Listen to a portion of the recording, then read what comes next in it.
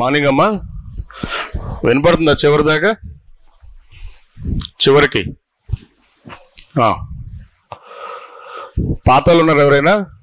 నిజం చెప్పండి. అంటే నాకు కొత్త వాళ్ళు, ఇన్స్టిట్యూట్ పాత వాళ్ళు, లేదా నాకు పాత వాళ్ళు, సార్ మీ క్లాస్ ఆల్రెడీ విన్నాము అనే బ్యాచ్ ఏమైనా ఉందా? మంచిది. ఎవరు లేరు కదా. ఇంతకీ మీరు ఏం ప్రిపేర్ అవుతున్నారు? క్లారిటీ ఉందా? అదే గ్రూప్స్ అంటే ఏందని. Groups okay. ఇక్కడ ఏం పెట్టుకోవాలి మేము? 1నా 2నా 3నా 4ఆ? నిజమేనా? లేదులే. వెనకటికి ఒక అతను, మన స్టూడెంట్ ఒక అబ్బాయి ఉన్నాడు, యువరాజ్ అని, యూపీఎస్సీ ప్రిపేర్ అయ్యాడు, భయంకరంగా చదివాడు. ఈ లోపు ఏమైందంటే, ఇది 10 ఏళ్ల క్రితం మాటలే కానీ, సివిల్ సప్లై ఆఫీస్ ఉంది కదా మనకి, రేషన్ కార్డు ఆఫీస్ ఉంటుంది కదా, అందులో నోటిఫికేషన్ పడింది, రాశాడు, సెలెక్ట్ అయినాడు. ఇంక సివిల్స్ లేదు, ఏం లేదు, బట్టలు సర్దుకుని వెళ్ళిపోయినాడు. అంటే మీరు పూర్తిగా దీని మీద కూర్చోనన్నారా, లేకపోతే ఏం కాదు సార్ ఏదైనా పర్లేదని ఒక బ్యాచ్ ఉందా అని?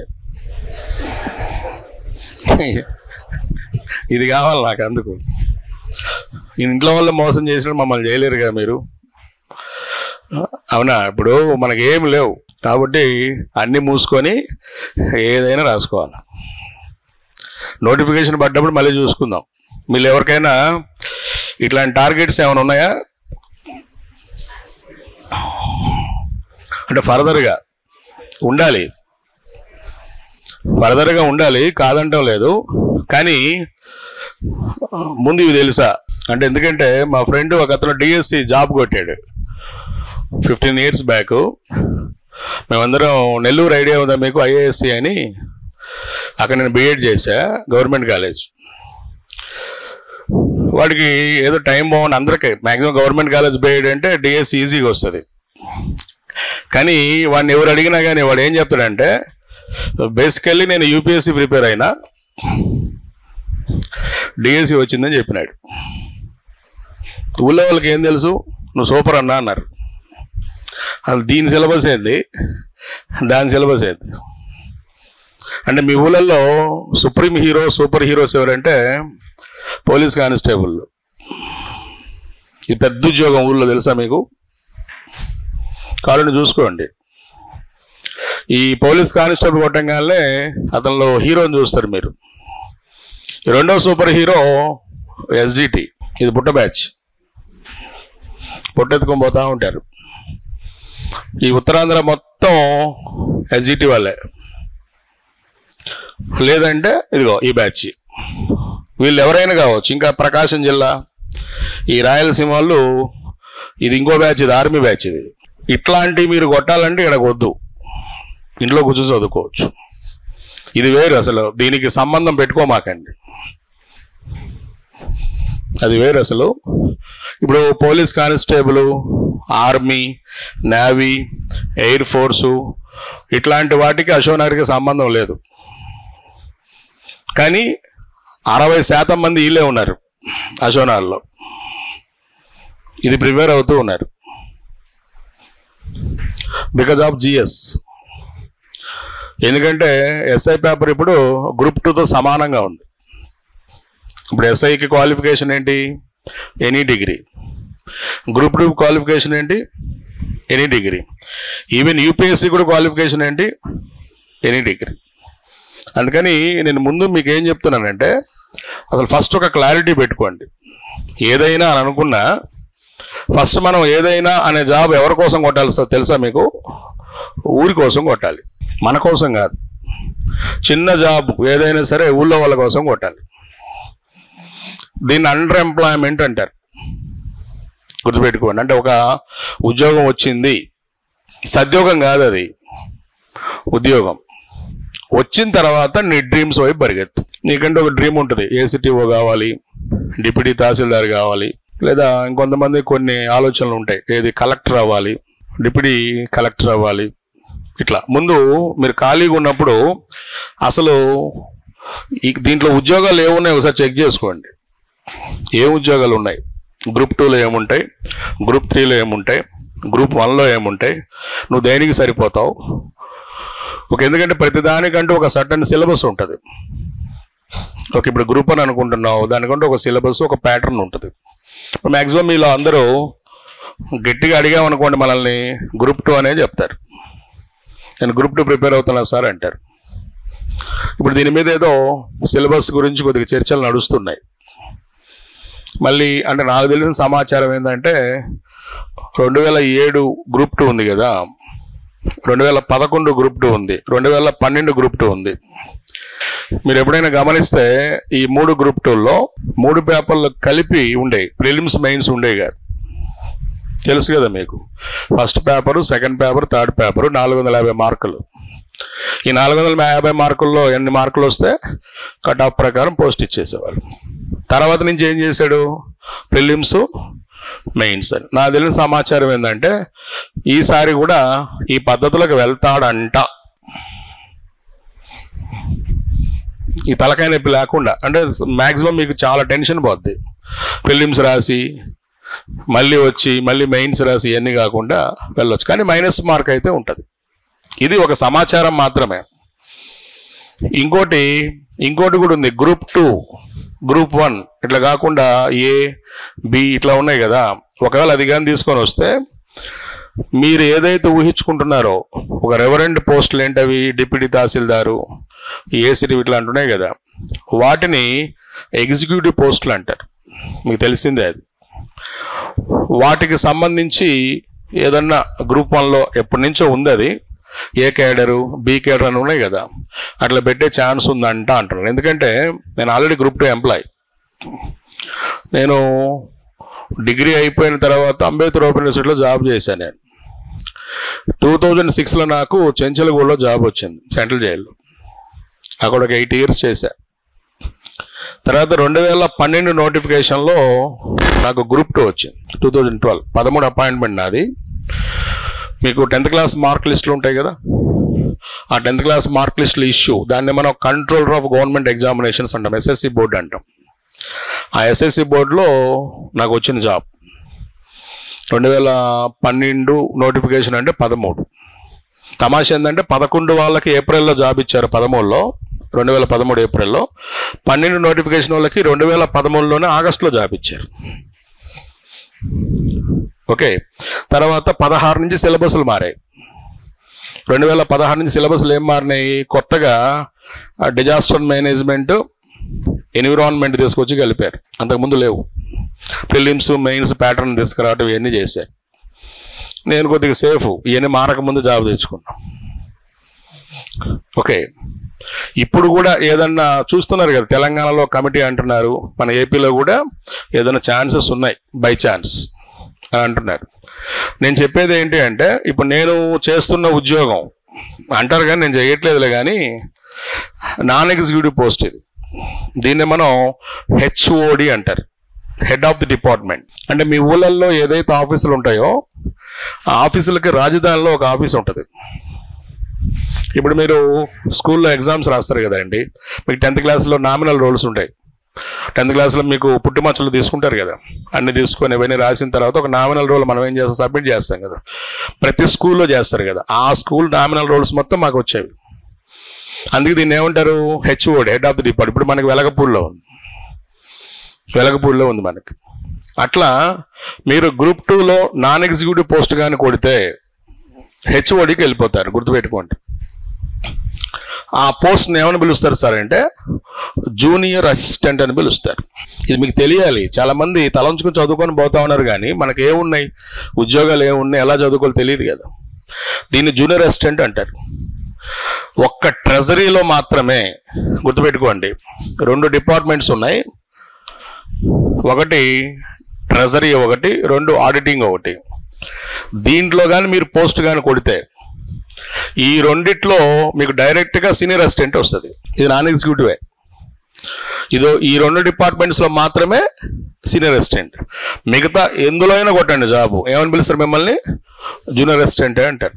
ఇప్పుడు నేను కొట్టినటువంటి ఉద్యోగం జూనియర్ అసిస్టెంట్. పైన ఎవరున్నారు, ఈ పైన సూపరింటెండెంట్ ఉంటాడు. ఈ పైన జేసీ ఉంటాడు, అసిస్టెంట్ జాయింట్ కమిషనర్. సింపుల్గా ఇతన్ని ఏజేఎస్ అంటారు. దీనికి పైన కమిషనర్ ఉంటాడు, గుర్తుపెట్టుకోండి. అదే మీరు ఈ 2 డిపార్ట్మెంట్లో కానీ పోస్ట్ కొడితే, చాలా ఇంపార్టెంట్ ఇది, మీరు డైరెక్ట్గా ఇక్కడికి ప్రమోట్ అయిపోతారు. ఎక్కడికి? అవన్నీ మామూలే. అట్లా కాకుండా సైమల్టేనియస్గా మనకు ఒక డిపార్ట్మెంట్ ఉంది, దాని పేరు సెక్రటేరియట్. మనకు ఉంది కదా అసెంబ్లీలో సెక్రటేరియట్ ఒకటి ఉంది కదా. సెక్రటేరియట్లో పోస్ట్ కొడితే డైరెక్ట్గా మీరు ఏఎస్ఓ అవుతారు, తర్వాత ఎస్ఓ అవుతారు. ఎవరైనా చెప్పారు? ఇవన్నీ మీకు తెలుసుకోవాలి. ఇవి ఈ సెక్రటేరియట్లో జాబ్ కానీ కొడితే నువ్వు ఎప్పుడు రాజధానిలోనే ఉంటావు, గుర్తుపెట్టుకోండి. రాజధానిలో ఎక్కడ ఉంటావు? సెక్రటేరియట్లోనే ఉంటావు. మంత్రులందరూ నీ చుట్టూ తిరుగుతూ ఉంటారంటే నువ్వు కూడా తిరుగుతూ ఉంటావు. ఇది మంచి పోస్టు. ఎస్ఓ అంటే గ్రూప్ 1 పోస్ట్. ఇది గుర్తుపెట్టుకో, మీ డ్రీమ్ ఒకటి ఇది అనుకోండి. ఏ డిపార్ట్మెంట్లోకి వెళ్ళినా జూనియర్ అసిస్టెంట్. మేము చాలాసార్లు గొడవ చేసాం, ఏం సార్ ఆ పేరు జూనియర్ అసిస్టెంట్, పేరుకే గ్రూప్ 10 పెట్టినారు, ఏదన్నా మంచి పేరు ఇవ్వండి సార్ అని అడిగాం మేము. జూనియర్ ఆఫీసర్ అనో జూనియర్ అకౌంట్స్ ఆఫీసర్ అని ఇవ్వండి అంటే ఒప్పుకోలే. మనము ఒక 10 ఏళ్ళు కష్టపడితే సూపరింటెండెంట్ అవుతాం, గుర్తుపెట్టుకోండి. ఇవి మీకు ఉన్నటువంటి ఏ డిపార్ట్మెంట్కైనా పోండి ఇవే ఉంటాయి. ఒక్క ఈ 2 డిపార్ట్మెంట్లో మాత్రమే సీనియర్ అసిస్టెంట్ ఉంటుంది. ఓకే, ఇంకా మిగతా అన్ని దేని కిందకు వస్తాయి? ఎగ్జిక్యూటివ్. ఎగ్జిక్యూటివ్ అంటే ఇంక దానికంటే ఒక సపరేట్ ఆఫీసర్ పోస్ట్ ఉంటుంది, ఆ నేమ్ ఏసీటీఓ లేదా డిపిఓ, ఇది డిస్ట్రిక్ట్ పంచాయతీ ఆఫీసర్ అంటాం కదా మనం, లేదా డిఈఓ, డివైఓ, ఇట్లా కొన్ని మీరు చూసే ఉంటారు. అవన్నీ గుర్తుంచుకోండి. అప్పుడప్పుడు మన ఆంధ్రప్రదేశ్లో లేదా తెలంగాణలో సపరేట్ పోస్ట్ ఒకటి పడింది, ఏఎస్ఓ అని.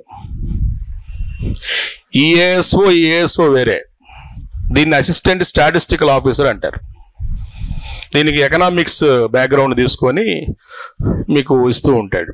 ఈ 2 ఒకటి అనుకుని అప్పుడప్పుడు కొంతమంది మన దగ్గరకు వస్తుంటారు ఫ్యాకల్టీస్, నేను ఏఎస్ఓ అని చెప్తారు, నమ్మమాకండి, అతను ఈఏఎస్ఓ. ఈఏఎస్ఓ వేరు, ఈఏఎస్ఓ వేరు. ఈఏఎస్ఓ గ్రూప్ 2, ఏఎస్ఓ గ్రూప్ 2 కాదు, మామూలు ఉద్యోగం ఇది. ఇవన్నీ గుర్తుపెట్టుకోండి. వీటన్నిటికీ వద్దు సార్, బియాండ్ ఉంటాను సార్ అంటే ఎగ్జిక్యూటివ్ క్యాడర్. చాలామందికి డ్రీమ్ పోస్ట్ ఏంటి? డిప్యూటీ తహసీల్దార్. డ్రీమ్ పోస్ట్ కాదు, పాడు కాదు, ఎక్కువ పోస్టులు ఉంటాయి. రెండోది ఏంటి? ఏసీటీఓ. ఈ 2 పోస్టులు ఎక్కువగా కొట్టేది. డిప్యూటీ తహసీల్దార్కి భవిష్యత్తులో ఎంఆర్ఓ అయ్యే ఛాన్స్ ఉంది కాబట్టి ఎక్కువగా మీకు గ్రూప్స్లో ఈ 3 కనిపిస్తాయి, గుర్తుపెట్టుకోండి. ఏంటది? డిప్యూటీ తహసీల్దార్, ఏసీటీఓ, ఇంకోటి ఉంది ఎస్ఆర్, సబ్ రిజిస్ట్రార్ అంట. చాలామంది డ్రీమ్ పోస్టులు ఇవి. ఇందులో నేను కొద్దిగా తెలివైనోండి సార్, నేను నక్కలాంటోని, నన్ను ఎవడు మోసం చేయలేడు అనుకుంటే ఈ ఉద్యోగం the cunning fox in society. భలే ఉంటుంది ఉద్యోగం, ఎవరినైనా మోసం చేయొచ్చు. ఏంటంటే డిప్యూటీ తహసీల్దార్. కొంతమందినే మోసం చేయాలి. ఇదే ఈ 2. రోడ్డు మీద బండి ఆపుకోవటం, కాగితాలది. ఏ బ్యాచ్ అది? ఇది ఈ బ్యాచ్. ఇది మీకు తెలిసిందే. ఇల్లు అమ్ముకునేవాడు, ఇల్లు కొనుక్కునేవాడు, ప్రాపర్టీ అమ్ముకునేవాడు, ప్రాపర్టీ కొనుక్కునేవాడు. అంటే మీరు ఈ రోజే మైండ్లో పెట్టుకోండి. మీరు ఎప్పుడో వచ్చి కోచింగ్ సెంటర్కి, మీకు ఏ ఉద్యోగం కావాలో చూసుకోండి. లేదు సార్ నా దగ్గర కొద్దిగా వయసు ఉంది, బాడీ ఉంది, కనపడుతుంది బాగా అనుకునే పని అయితే ఎక్సైజ్ చేస్తాయి. వయసు ఉండాలి ప్లస్ కనిపించాలి. అది తెలిసిందే కదా. అది 28 or 30 ఉంది ఏజ్ ఓసీకి. అది డిపెండ్ అపాన్ నోటిఫికేషన్ ఉంటుంది, పెంచడు. దీనికి 42 దాకా ఉంటుంది, దానికి 28 కానీ మహా అయితే 30 కానీ. ఒకవేళ మీలో బీసీ, ఎస్సీ, ఎస్టీ ఉంటే మన స్టేట్లో ఎంత ఉంది? +5. మామూలుగా సెంట్రల్ రాసుకుంటే బీసీకి ఓన్లీ 3నే కలుపుతాడు. ఇక్కడ స్టేట్ గార్డ్ ఏంటి? +5. అంటే మీరంటూ ఒక డిజైన్ చేసుకోండి మైండ్లో, నాకు ఏ ఉద్యోగం కావాలి, ఏదో ఒకటి కావాలి అనుకునే పని అయితే ఇది పక్కన పెట్టేయండి. ఎందుకంటే ఇవి రావు, ముందే చెప్తున్నా. వీటి కొద్దిగా కష్టపడాలి. ఇది మరీ దీనికి పెద్ద పెద్ద కండలు తిరగాల్సిన అవసరం ఏమి లేదు, కొద్దిగా ఎత్తుంటే చాలు. మరి మనకి సివిల్ సర్వీస్ అదే సివిల్ పోలీస్ ఉంది కదా, అట్లా ఏం చేయడు, సింపుల్గా ఉంటాయి. మన స్టూడెంట్ చాలామంది జాబులు కొట్టారు కాబట్టి చెప్తున్నా. కాబట్టి మీకంటూ ఒక డ్రీమ్ పోస్ట్ ఉంటుంది కదా, చూసుకోండి. ఇంకోటి, పోస్ట్ ఎంచుకునేటప్పుడు ప్రమోషన్ కూడా చెక్ చేసుకోండి. నేను పోస్ట్లోకి ఎంటర్ అయిన తర్వాత ప్రమోషన్ ఎలా ఉంటుంది. కొంతమంది చూడండి, పోస్ట్ కొడతారు కదా, కళ్ళద్దాలు పెరిగిపోతూ ఉంటాయి, పోస్ట్ మాత్రం మారదు. మీరు ఎప్పుడైనా గుర్తుపెట్టుకోండి, ఈ పోస్ట్ అయితే ఎప్పటికైనా నువ్వేమవుతావు, ఎంఆర్ఓ అవుతావు. ఈ పోస్టు ఎప్పటికైనా ఏమవుతావు, సిటీఓ అవుతావు. ఈ పోస్టు రిజిస్ట్రార్ అవుతావు. ఒక జిల్లా నీ చేతుల్లో ఉంటాయి. అందుకని వీటి కోసం తనకు చేస్తుంటారు. అది సరే. ఇప్పుడే నోటిఫికేషన్స్ లేవు కాబట్టి మీరు కళ్ళగంటానికి చాలా టైం ఉంది, అంతే కదా. ఆ టైంని కొద్దిగా మనసులో పెట్టుకొని ఏది కావాలో చూసుకోండి. ఒకసారి వెబ్సైట్ చెక్ చేసుకోండి, హైరార్కీ ఏ విధంగా ఉంటుంది ఏంటి అనేది. లేదంటే ఇది ఇంక దీని బతుకు ఏంటంటే మనం ముసలోళ్ళం అయిన తర్వాత అవుతాం. ఆ ముసలోళ్ళం అయిన తర్వాత నువ్వేం చేస్తావు, 2 మెట్లు కూడా ఎక్కలేవు. ఆలోచించండి. కాబట్టి జాగ్రత్తగా మీరు మీ ప్లాన్ ఎగ్జిక్యూట్ చేయడానికి ప్రయత్నం చేయండి. అది ఇప్పుడు నేనున్నాను, పోయినా ఇదిగోండి, నేను జాయిన్ అయినప్పుడు జూనియర్ అసిస్టెంట్ సెలవు పెట్టున్నా. చాలా రోజులు నేను సెలవు పెట్టి ఒక 6 ఏళ్ళు 7 ఏళ్ళు అయింది. ఎందుకు సార్ అంటే చెప్తా. కొంతమందికి బాధగా ఉంటుంది, మాకు ఇవ్వచ్చుగా, మేము చేసుకుంటాంగా, మీలాంటి వాళ్ళ దేశం నాశనం అయిపోతుంది, ఇట్లా కొంతమంది అంటుంటారు.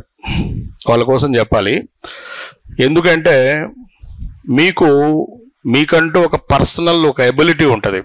మంచిగా చదువుతారు, మంచి ఎబిలిటీస్ ఉన్నప్పుడు, ఇంకా ఏమైనా చెయ్యాలి అనే తపన మీకు ఉన్నప్పుడు ఈ ఉద్యోగాలు పనికిరావు. ముందే చెప్తున్నా. నేను ఇంకా నా బతికిదే, ఇంక నేనేం చేయలేను అనుకుంటేనే రండి వీటిలోకి. ఎందుకంటే సైమల్టేనియస్ 2 చేయలేంగా, చట్ట ప్రకారం నేరం కదా మనకి. ఇప్పుడు నేను ఫ్యాకల్టీని జాబ్ చేసుకుంటూ టీవీలో కనిపించాను అనుకోండి, అప్పుడప్పుడు మేము టీవీ నేను అట్లా పోతుండే ఇంటర్వ్యూస్ ఇస్తున్నప్పుడు కనిపించామనుకోండి, ఆ కనిపించిన టైం ఆఫీస్ టైం అయి ఉండి ఆడ సంతకం పడి ఉండే పరిస్థితి ఏంటి, ఉద్యోగం పోద్ది. అంటే మీ ప్యాషన్స్ అంటూ కొన్ని ఉంటాయి, మంచి ప్యాషన్స్. ఏ ప్యాషన్ అయినా గుర్తుపెట్టుకోండి, చివరికి ఎండ్ ఆఫ్ ది డే మనకేం రావాలి, పైసలు రావాలి. నువ్వెన్ని మాటలని చెప్పు, ఇంట్లో డబ్బులు ఇస్తేనే గౌరవిస్తారు. అది ఆలోచన చేసుకోండి.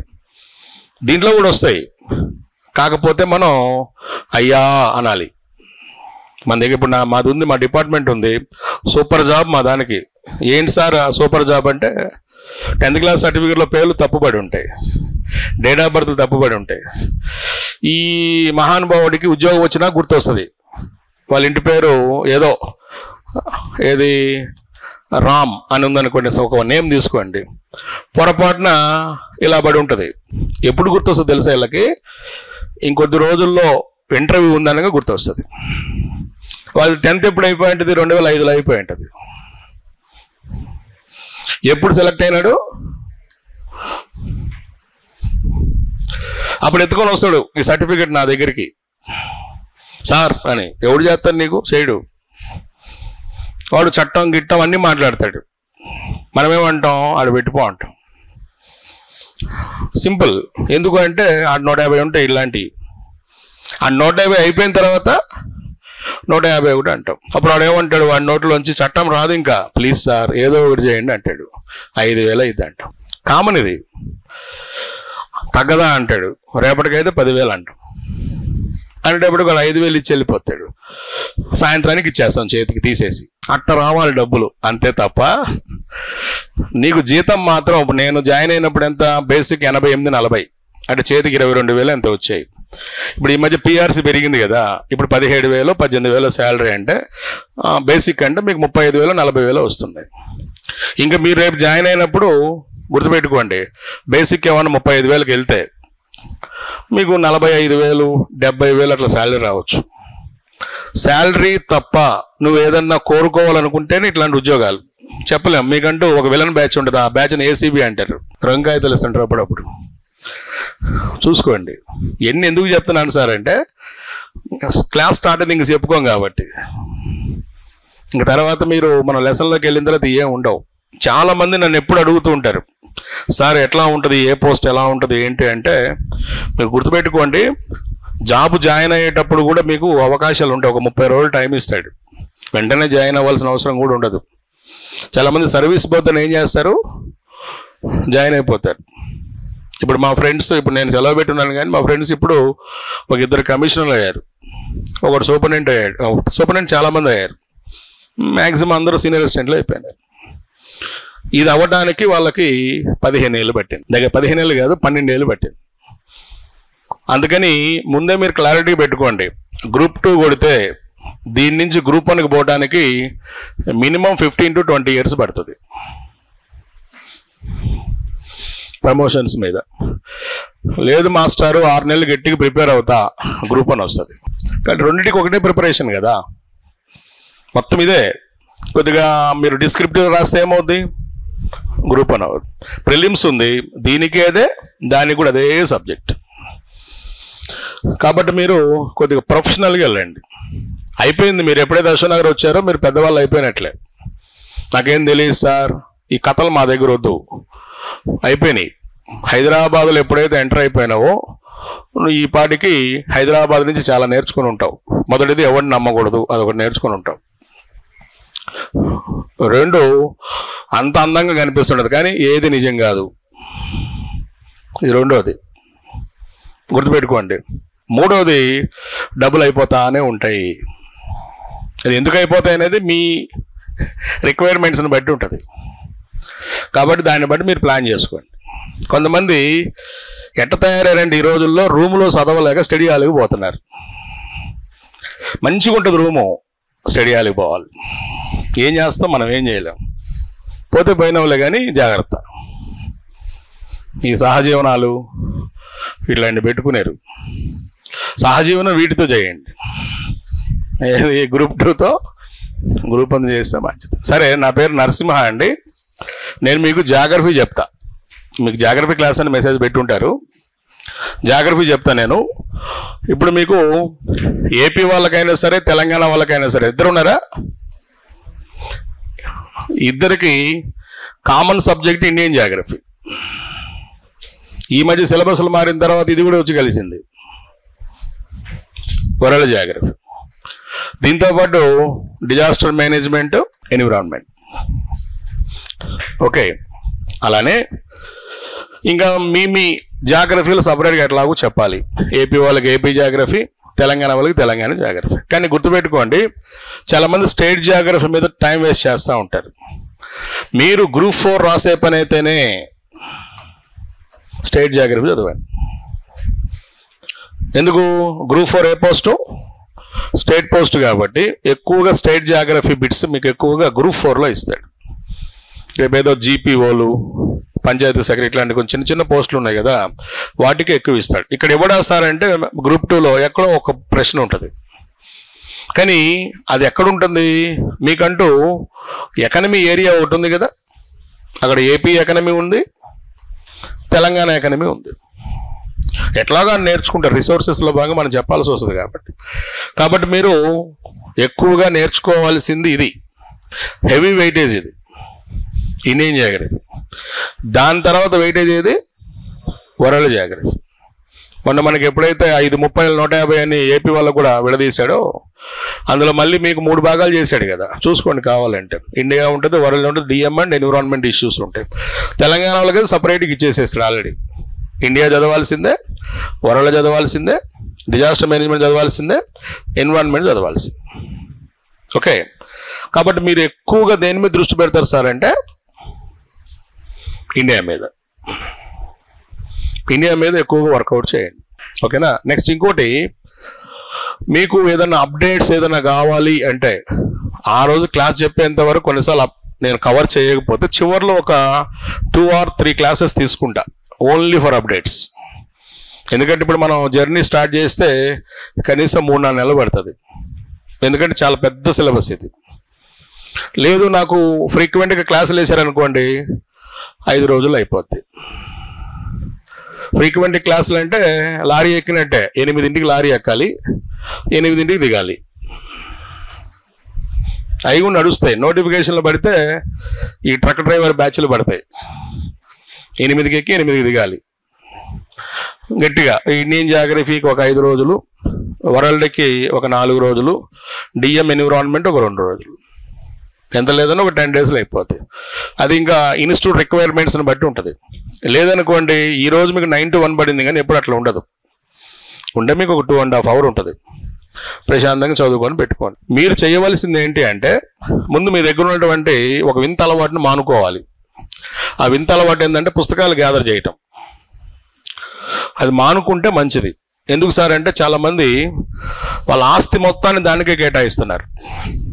ఇంట్లో వాళ్ళు డబ్బులు పంపించినప్పుడు మంచిగా తినండి. బుక్ షాపులకి పోతారు, ఆడేమో స్టేట్ నెంబర్ 1 ఫ్యాకల్టీ రాసిన పుస్తకం అని ఉంటుంది. ఇక్కడ అందరూ 2 నెంబర్లు ఉండరు, అందరూ నెంబర్ 1 ఫ్యాకల్టీనే. ఆ పుస్తకాలు కొనుక్కొని ఒక జాగ్రఫీగా నువ్వు 17 పుస్తకాలు కొంటాయట. నేను క్లాస్ చెప్తున్నాగా, ఈ 17 పుస్తకాలు నా దగ్గర ఉన్నాయి. ట్రస్ట్ మీ, నన్ను నమ్మండి. మీకు మ్యాక్సిమం మీరు ఒక 2 క్లాసులు వినంగానే అన్న ఉడికిందో లేదో మీకు అర్థమైపోద్ది. ఓకే, ఆటోమేటిక్గా మీకు తెలిసిపోతుంది క్లాసు కరెక్ట్గానే వెళ్తుంది, ట్రాక్లోనే వెళ్తుందని తెలిసిపోతుంది. కాబట్టి లేదనుకోండి వేరే పుస్తకం కొనుక్కుందరు కానీ.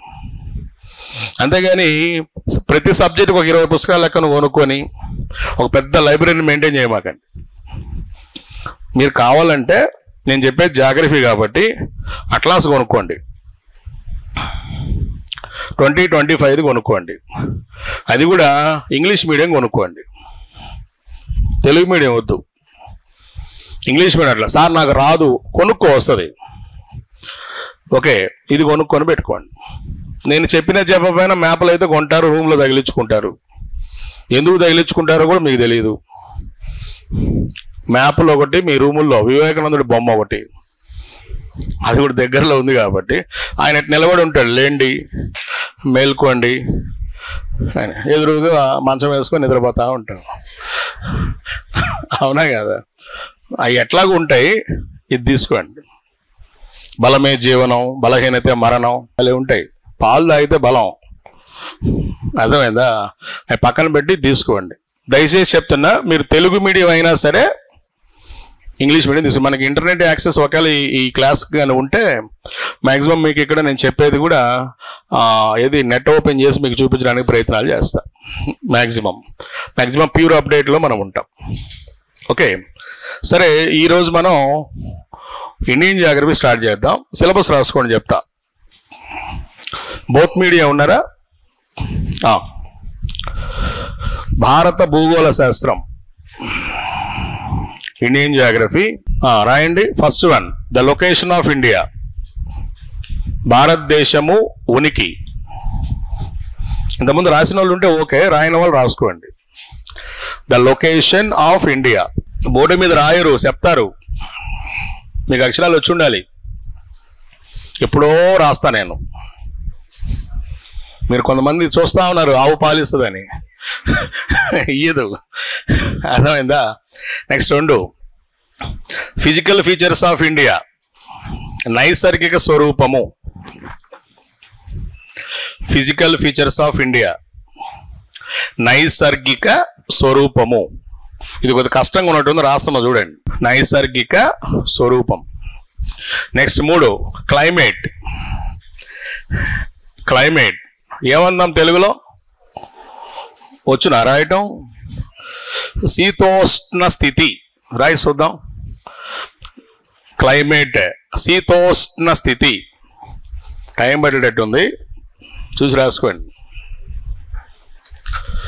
శీతోష్ణ స్థితి. మిమ్మల్ని మీరు ప్రశ్నించుకోవాలి, అక్షరాలు రాకుండా ఉద్యోగం ఏం చేస్తామమ్మా? శీతోష్ణ స్థితి. నేను కానీ సీఎం అయితే 50 మార్కులు డిక్టేషన్ పెడతా, 20 మార్కులు హిందీ, ఇది తెలుగు, 20 మార్కులు ఇంగ్లీషు, 10 మార్కులు హిందీ. అది పాస్ అయితేనే మిగతా పేపర్లు రుద్దమని. మరి దారుణంగా ఉంది తెలుసా, చాలామందికి అక్షరాలు రావు. చూడండి కావాలంటే పక్కన మీరు బూతులు రాసి ఉంటారు. నెక్స్ట్ 4వది, నదీ వ్యవస్థ, రివర్ సిస్టమ్. నదీ వ్యవస్థ, రివర్ సిస్టమ్. నెక్స్ట్, నీటి పారుదల సౌకర్యాలు, ఇరిగేషన్ ఫెసిలిటీస్. నీటి పారుదల సౌకర్యాలు, irrigation facilities. Irrigation facilities. Next అడవులు మరియు వన్యమృగ సంరక్షణ. అడవులు మరియు వన్యమృగ సంరక్షణ, forest and wild life conservation. కొంతమంది రాయట్లేదు, మీ ఇష్టం, నేను పెళ్ళికేం పిలవలేదు కదా. వైల్డ్ లైఫ్ కన్జర్వేషన్, వన్యమృగ సంరక్షణ. నెక్స్ట్ మృత్తికలు, సాయిల్స్ అమ్మ. కష్టంగా ఉంటే నేలలు రాసేసేయండి. మృత్తికలు లేదా నేలలు, సాయిల్స్. నెక్స్ట్ ఏం చేస్తాం ఇక్కడ సాయిల్స్లో? అంతే కదా, అగ్రికల్చర్, వ్యవసాయము. అగ్రికల్చర్, వ్యవసాయము.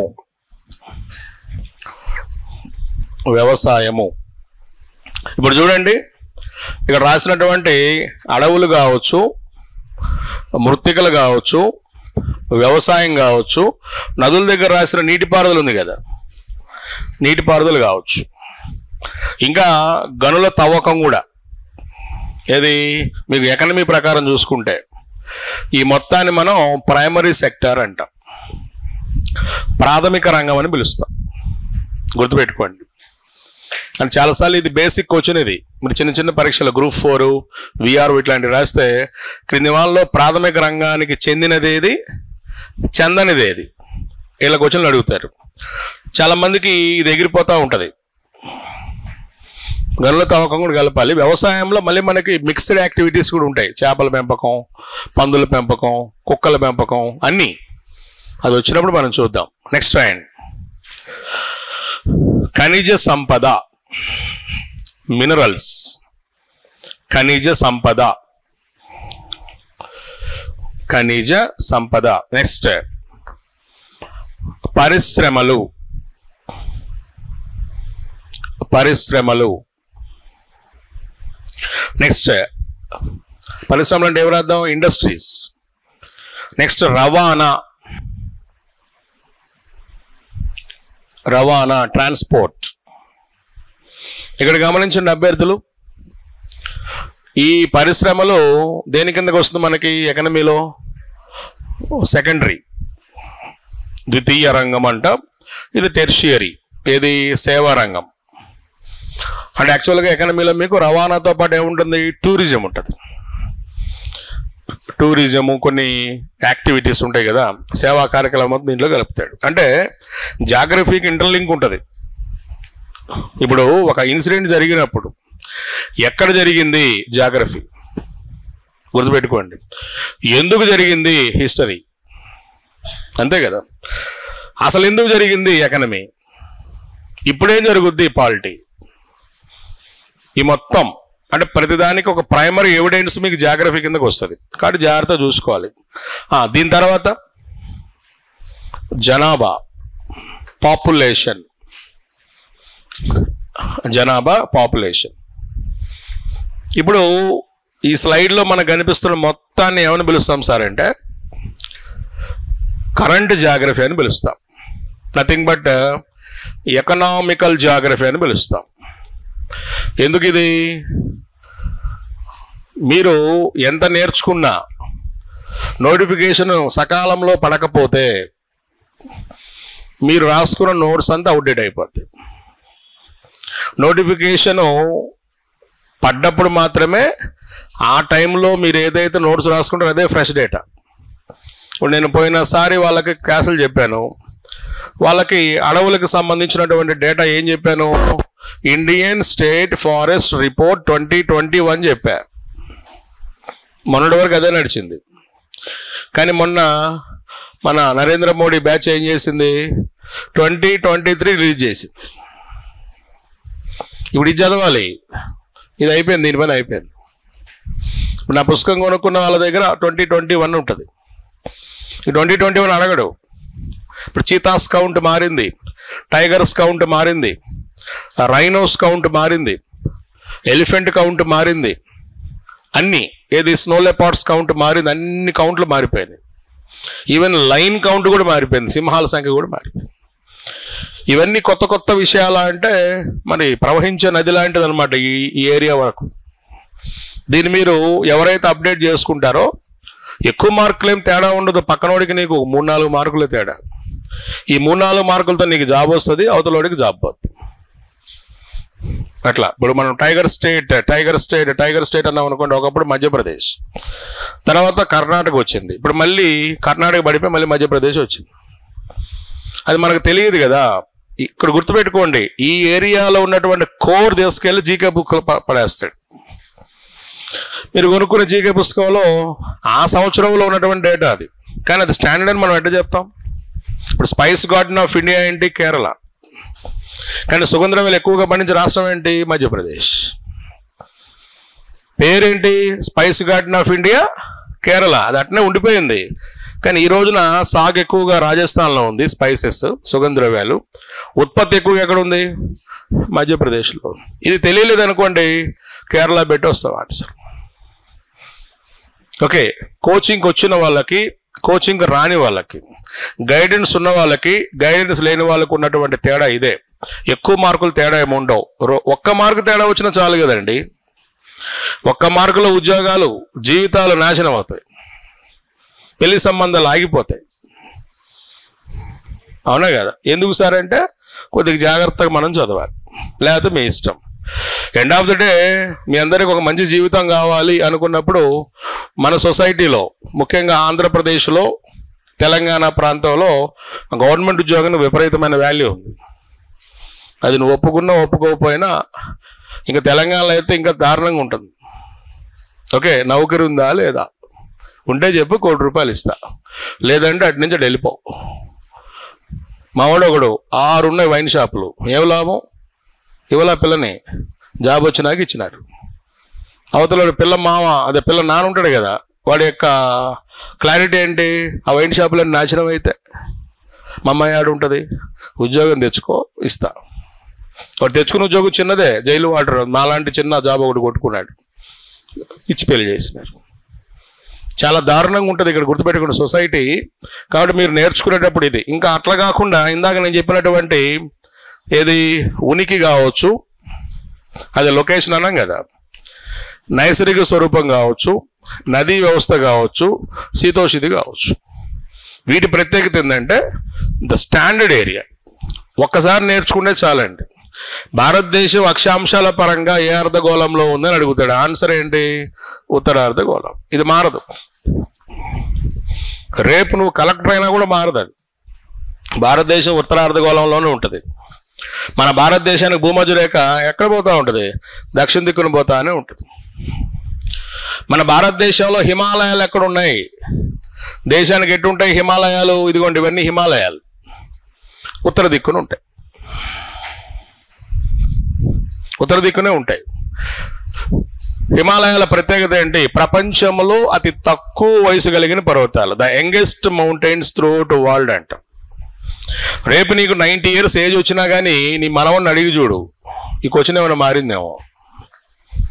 అప్పటికి కూడా తక్కువ వయసు కలిగిన పర్వతాలు ఏంటి? హిమాలయాలు. అంటే అది మీరు కొద్దిగా తెలుసుకోవాలి. కొన్ని మారతాయి. ఎవరెస్ట్ శిఖరం ఎత్తు కొద్దిగా మారింది, డిక్లేర్ చేశారు, 0.89 meters పెరిగింది అన్నాడు, అది మనం రాసుకుందాం. ఇట్లాంటి చిన్న చిన్న ఏరియాస్ ఇప్పుడు తీరరేఖలు మారాయి. అవునా? ఈ మధ్య ఆపరేషన్ సింధూర్ తర్వాత సరిహద్దుల ఉద్రిక్తత దగ్గర మనకు కొద్దిగా మీరు అప్డేట్ చేసుకోవాల్సిన అవసరం ఉంది. అట్లాంటి ఏరియాస్ చెప్తా. ఓకే, అంతే తప్ప మ్యాక్సిమం ఇవి మారు. ఇప్పుడు గోదావరి నది ఎక్కడ పుడుతుంది? నాసిక్, త్రయంబకం. ఏమైనా మారిందా? మారదు. జన్మస్థానాలు ఎట్లా మారుతాయి? మారవు. నదీ తీర నగరాలు మారవు. ఇట్లా ఇది ఫస్ట్ మీరు చూసుకోండి. మీ ప్రిపరేషన్లో ఎప్పుడు మీరు ఒక అవేర్నెస్ ఎలా ఉండాలి సార్ అంటే, ఏది మారుతుంది, ఏది మారదు. ఈ మారని దాని మీద మీరు రోజుకొక 2-3 hours పెట్టాలి. ఏంటా మారని సబ్జెక్టు? హిస్టరీ. ఇది మారదు. మరి దీంట్లో మార్కులు ఎందుకు తక్కువ వస్తున్నాయి మీకు? చదవకనే. ఏ పుస్తకంలో చూడు, అక్బర్ 1605లో చచ్చిపోయి ఉంటాడు. అవునా, 1674లో ఛత్రపతి శివాజీ అయి ఉంటాడు. వేరే పుస్తకాల్లో 1774లో కాడు. అటువంటిప్పుడు అది నీకు మారని వాటి మీద మీరు గ్రిప్ తెచ్చుకోండి. రోజుకు ఒక 2 hours దానికి పక్కన పడేసేయండి. టైం దొరికితే చదువుతా ఉండటమే. అటువంటిప్పుడు 75 మార్కులు, హిస్టరీకి 75 వస్తాయి. చాలామంది మిమ్మల్ని భయపిస్తారు రావు అని చెప్పి. వస్తాయి. ఎందుకు? మారినప్పుడు రావాలి. అవునా? నిన్నెవడు చదవమన్నాడు 10 పుస్తకాలు? ముందు ఒకటి చదువు చక్కగా. నేను పోయినసారి వచ్చినప్పుడు కూడా చెప్పా, డిగ్రీ ఫస్ట్ ఇయర్లో ఒక అమ్మాయికి, సెకండ్ ఇయర్లో ఇంకొక అమ్మాయికి, థర్డ్ ఇయర్లో ఇంకొక అమ్మాయికి లైన్ వేస్తే కుదరదు. ఒకే అమ్మాయికి లైన్ వేయాలి. అప్పుడు దాన్ని ప్రేమ అంటారు. అయిపోయినాక పెళ్లి చేస్తారు. లేదంటే బోకు అంటారు. ఇక్కడ పెద్ద బోగ్గాడు రైడు, ప్రతి అమ్మాయి అమ్మడి పడుతున్నాడు అంటారు. అవునా కదా? ఇక్కడ కూడా అంతే. ఒక పుస్తకం తీసుకోండి, చదవండి, అది పూర్తిగా చదవండి. సార్ చెప్తున్నాడు కదా, ఇప్పుడు ఆయన వచ్చి మీ క్లాస్ చెప్తాడంటే అప్పటికప్పుడు వచ్చి చెప్తాడు. ఒక 20-30 పుస్తకాలు ప్రిపేర్ అయి ఉంటాడు. ఏది అవసరం, ఏదని అవసరం రెడీ చేసుకొని పెట్టి ఉంటాడు. దాన్ని మీరు బేస్ చేసుకుని చెప్పాలి. కానీ మీరు నువ్వు నా బామ్మర్దివా, లేదు నేను కొనుక్కో, ఎవడికి పోయింది బొక్క? మనకు పడే బొక్క పేరు కాలము, టైం. అందుకే నేను ఫస్ట్ రాగానే సిలబస్లు చెప్పేది అందుకే.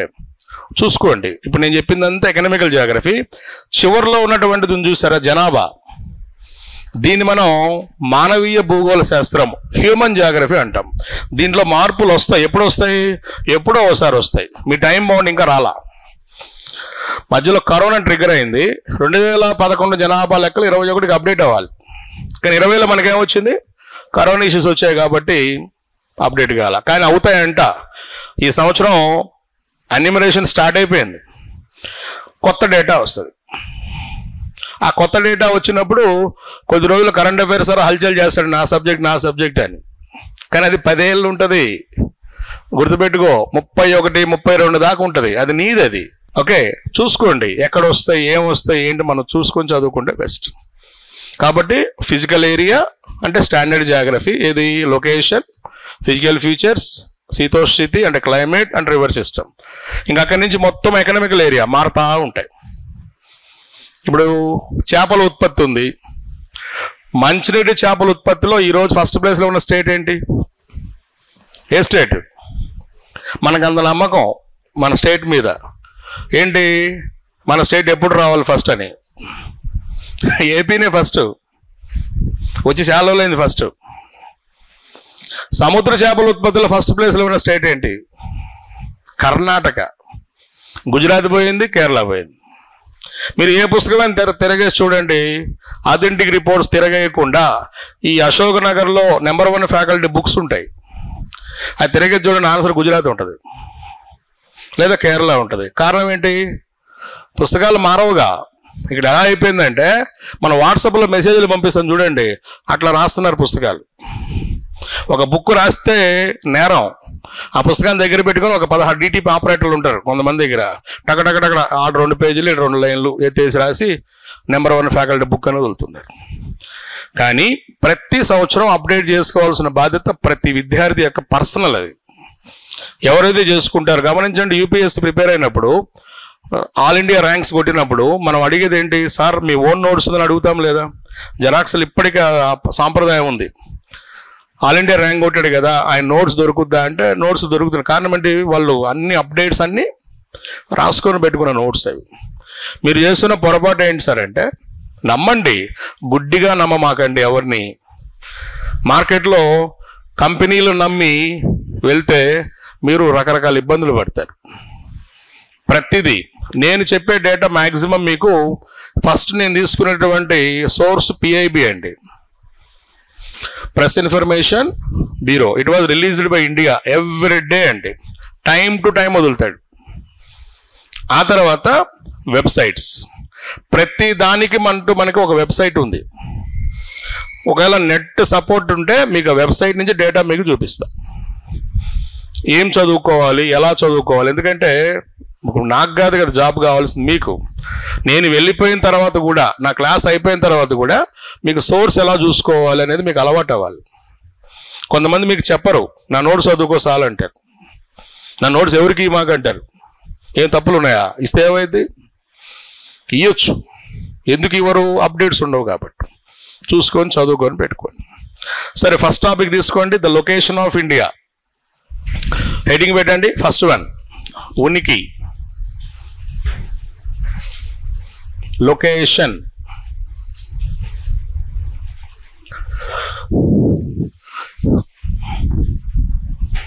లొకేషన్.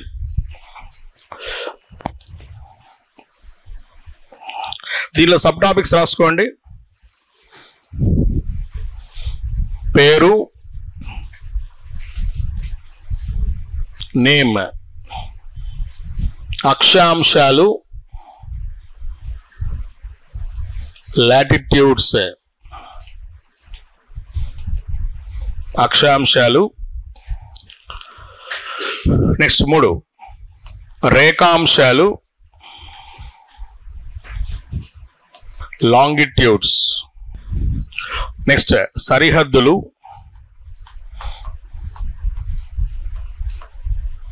సరిహద్దులు, ఫ్రాంటియర్స్. ఫ్రాంటియర్స్. దీనిలో మళ్ళీ మనకు 2 వస్తాయి, ల్యాండ్, వాటర్ 2 వస్తాయి. నెక్స్ట్ రాష్ట్రాలు, కేంద్రపాలిత ప్రాంతాలు. రాష్ట్రాలు అండ్ ఏంటది? కేంద్రపాలిత ప్రాంతాలు, స్టేట్స్ అండ్ యూటీస్. రాష్ట్రాలు, కేంద్రపాలిత ప్రాంతాలు. చివరిది విస్తీర్ణం, ఏరియా. విస్తీర్ణం. ఇది మనకి ఫస్ట్ టాపిక్లో మీరు నేర్చుకోవాల్సింది. వెయిటేజ్ 1 మార్కు లేదా 2 మార్కులు వస్తాయి. ఇప్పుడు ఈ మధ్యకాలంలో మనకి కొద్దిగా పాకిస్తాన్ ఇష్యూస్ వచ్చాయి కాబట్టి 2 మార్కులు వచ్చినా ఆశ్చర్యం లేదు. ఎందుకంటే ఇది ఇక్కడ మనకు డిస్ప్యూట్స్ చెప్పుకుంటాం. ఈ ఏరియాలో సరిహద్దుల దగ్గర వివాదాలు చెప్పుకుంటాం. ఆ వివాదాలు వచ్చినప్పుడు మనం చూద్దాం. India Pakistan, India China, India Bangladesh, ఇట్లా చాలా ఉన్నాయి కదా. ఈ మధ్య గొడవలు కూడా బాగా అవుతున్నాయి కాబట్టి చెక్ చేసుకోవాలి. ఫస్ట్ వన్ హెడింగ్ పెట్టుకోండి, నేమ్, పేరు. మీకు 10 డేస్లో బుక్ వస్తుందమ్మా, కాబట్టి ప్రశాంతంగా రాసుకోండి. ఇంగ్లీష్ మీడియం వాళ్ళకు నేను పీడిఎఫ్స్ ఇస్తా, వాళ్ళకు కూడా బుక్ రెడీ అవుతుంది. ఈలో మీరు ఇబ్బంది పడకుండా మీకు పీడిఎఫ్స్ ఇస్తా. బుక్ వచ్చిన తర్వాత మీరు కూడా తీసుకుంది. తెలుగు మీడియం వాళ్ళు ఎట్లాగూ ఎక్కువగా చర్చ తెలుగులో నడుస్తుంది కాబట్టి నిదానంగా రాసుకోండి. 10 రోజుల్లో మీకు బుక్ వస్తుంది, తీసుకుందరు కానీ. సరేనా?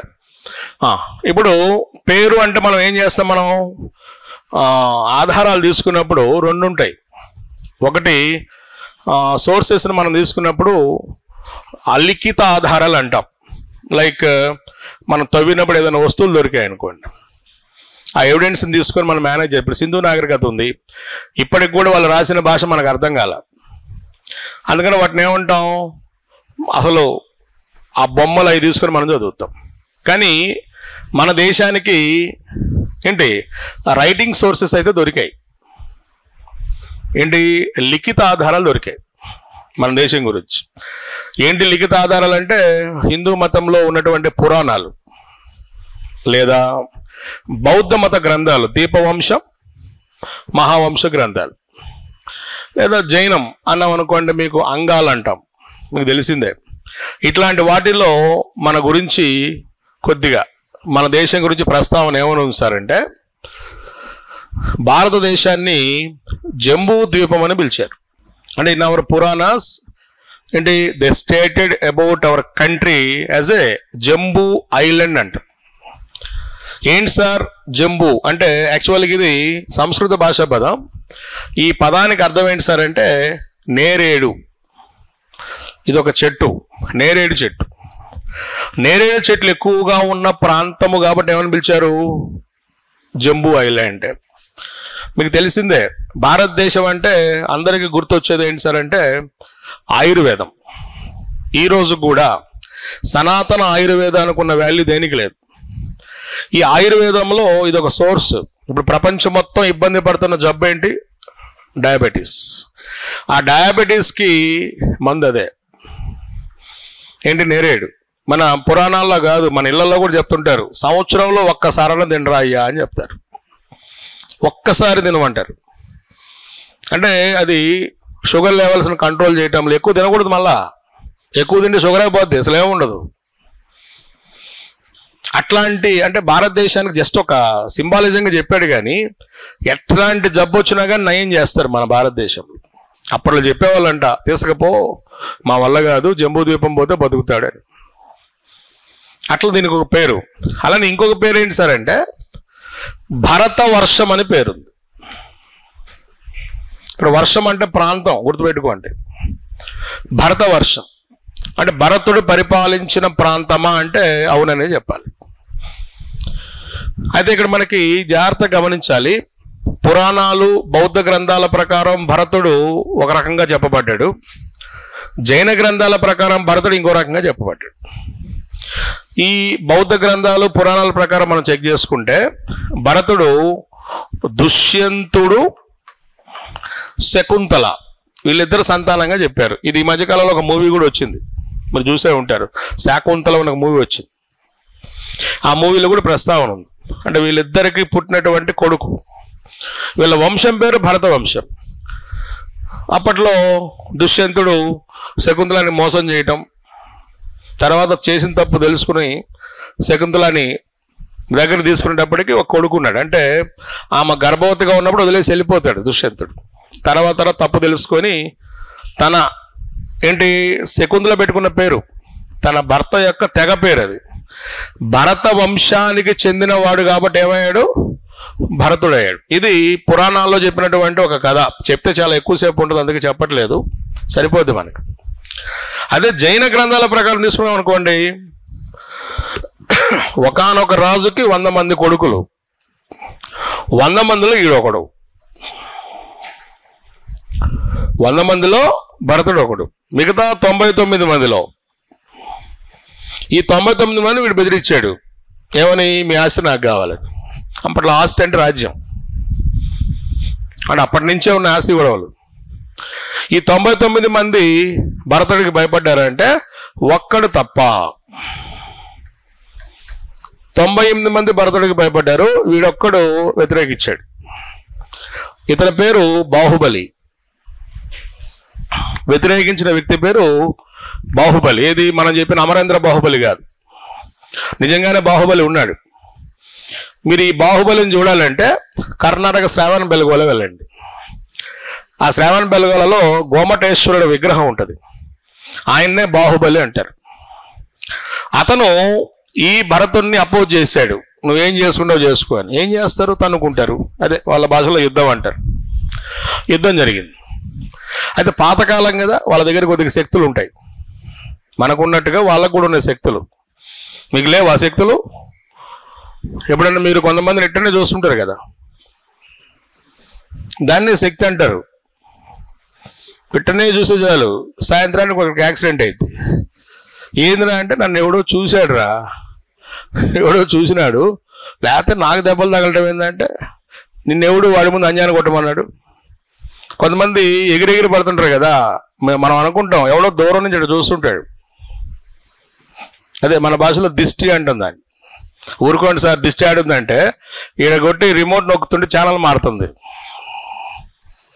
దానికి మనం పెట్టుకున్న పేరేంటి, ఇన్ఫ్రారెడ్ రేస్. అవునా, అదైతే నమ్ముతా నువ్వు? అవునా, ఆఫ్టర్ ఆల్ ప్రాణం లేని రిమోట్కి అంత శక్తి ఉంటే ప్రాణం ఉన్న కళ్ళకి ఇంకెంత ఉండాలా,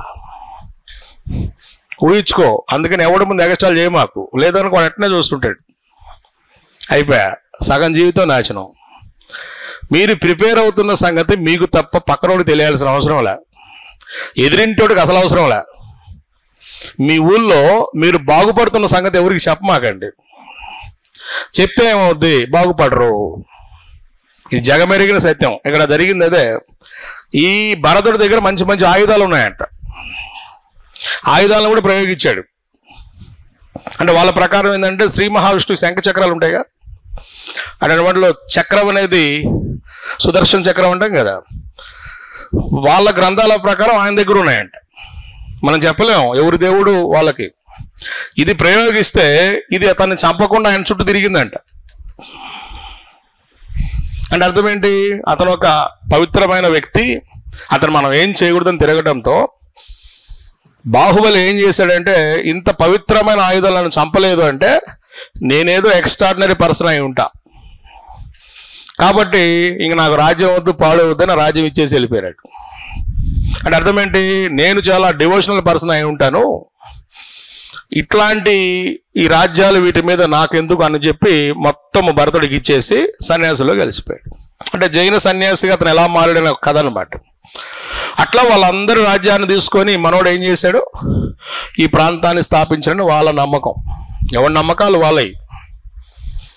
అట్లా వాడు ఏం చేశాడు సార్ అంటే, వాళ్ళ గ్రంథాల్లో భరతుడు అనే ఒక రాజు తన తమ్ముళ్ళని మోసం చేసి లేదా భయపిచ్చి బెదిరించి తీసుకున్న రాజ్యం. మొత్తం మీద భారతదేశం వచ్చిందా లేదా చూసుకోవాలి. ఇట్లాంటి కథలు మీకు వినడానికి సిల్లీగా అనిపించిన పొరపాటున రేపు మీకు భవిష్యత్తులో ఇంటర్వ్యూ ఉందనుకోండి, పిచ్చి లేపుతాయి ఇవి. రేపు అడుగుతాడు, భారతదేశానికి ఆ పేరు ఎట్లా వచ్చింది తమ్ముడు చెప్పు అంటాడు. అదంతా పెద్ద కదా, సెకండ్ క్వశ్చన్ ప్లీజ్ అంటే కుదరదు, చెప్పాలి. అవునే కదా. ఇంటర్వ్యూస్లో మీరు గ్రూప్ 1కి పోతారు, గ్రూప్ 2కి పోతారు, టైం బాగుంటే యూపీఎస్సీ ఇంటర్వ్యూస్కి పోతారు. సార్ నాకు పెళ్లి కాని అక్క, ఆ కాళ్ళు లేని తమ్ముడు అంటే జాబులు ఎవరు, భారతదేశానికి పేరెట్టి వచ్చింది చెప్పాలి. ఎక్కువైపోయినాయి ఈ మధ్యకాలంలో, మనం చూసుకోవాలి. మొన్న ఏదో ఒక జాబ్ నాకు తెలియదు కానీ రాయలసీమ అతను ఇంటర్వ్యూకి పోయాడు. పోతే మీ రాయలసీమ నుంచి వచ్చిన వ్యక్తులు ఎవరు చెప్పు అంటే నీలం సంజీవ్ రెడ్డి, అలానే బిఎన్ రెడ్డి అని ఒక సినిమా ప్రొడ్యూసర్ ఉన్నాడు కదా, ప్రొడ్యూసర్ డైరెక్టర్, మొత్తానికి వీళ్ళందరి గురించి మనోడు చాలా ఉత్సాహంగా చెప్పాడంట. మొత్తం విన్నారు ఇంటర్వ్యూ బోర్డు. విని చెప్తే చెప్పావు కానీ వాళ్ళు బతికున్నారా చనిపోయారని అడిగిందంట. చనిపోయారు మేడం అంటే, మరి ముందు శ్రీ వెనక గౌరవ అటండి పెట్టవా చూడండి అంటే వాడికి ఉద్యోగం రాకుండా చేయాలి, చేయడానికి తోకలు తగిలించవా అని అడిగి వాడికి ఉద్యోగం రాలి. ఎంత దారుణంగా ఉంటుందంటే, మనం నేర్చుకునేటువంటి వివరాలు మన లొకాలిటీకి సంబంధించిన వివరాలు చదివేటప్పుడు కొద్దిగా మంచిగా నేర్చుకొని పెట్టుకోండి. ఇవి మాకు తెలియదు అంటే కుదరదు. ఇవన్నీ మన భారతీయ ఆధారాల్లో ఉన్నటువంటి పేర్లు. జంబూద్వీపం, భారతవర్షం. లేదు విదేశస్తులు ఏమైనా పిలిచారా, విదేశస్తులు అన్నప్పుడు ఇప్పుడు ముందు మన భారతదేశ ప్రాంతాన్ని ఏడుందో మనం చూసుకోవాలి. ఇదిగోండి, ఇది భారతదేశానికి సంబంధించిన ప్రాంతం, ఇది మన ప్రాంతం. ఇక్కడ మనకి విదేశం అంటే ఈ ఏరియా వస్తుంది. P means Persia. ఒకప్పుడు పర్షియా, ఇప్పుడు దీని పేరేంటి ఇరాన్. ఈ పర్షియా దేశస్తులు మన దేశాన్ని ఏమని పిలిచారు సార్ అంటే హిందుస్థాన్ అని పిలిచారు. గుర్తుపెట్టుకోవాలి, the name Hindustan was given by Persians. అప్పట్లో ఆ పేరు ఎలా వచ్చింది అనేది చాలా మంది కనిపెట్టాలి అనుకుంటే గుర్తుపెట్టుకోండి. అప్పట్లో తెలిసిందే కదా మీకు. ఇప్పుడంటే మనం బతిలాలు తీసుకునేవాళ్ళు, అప్పుడు తన్ని తీసుకునేవాళ్ళు. దాని పేరు యుద్ధం.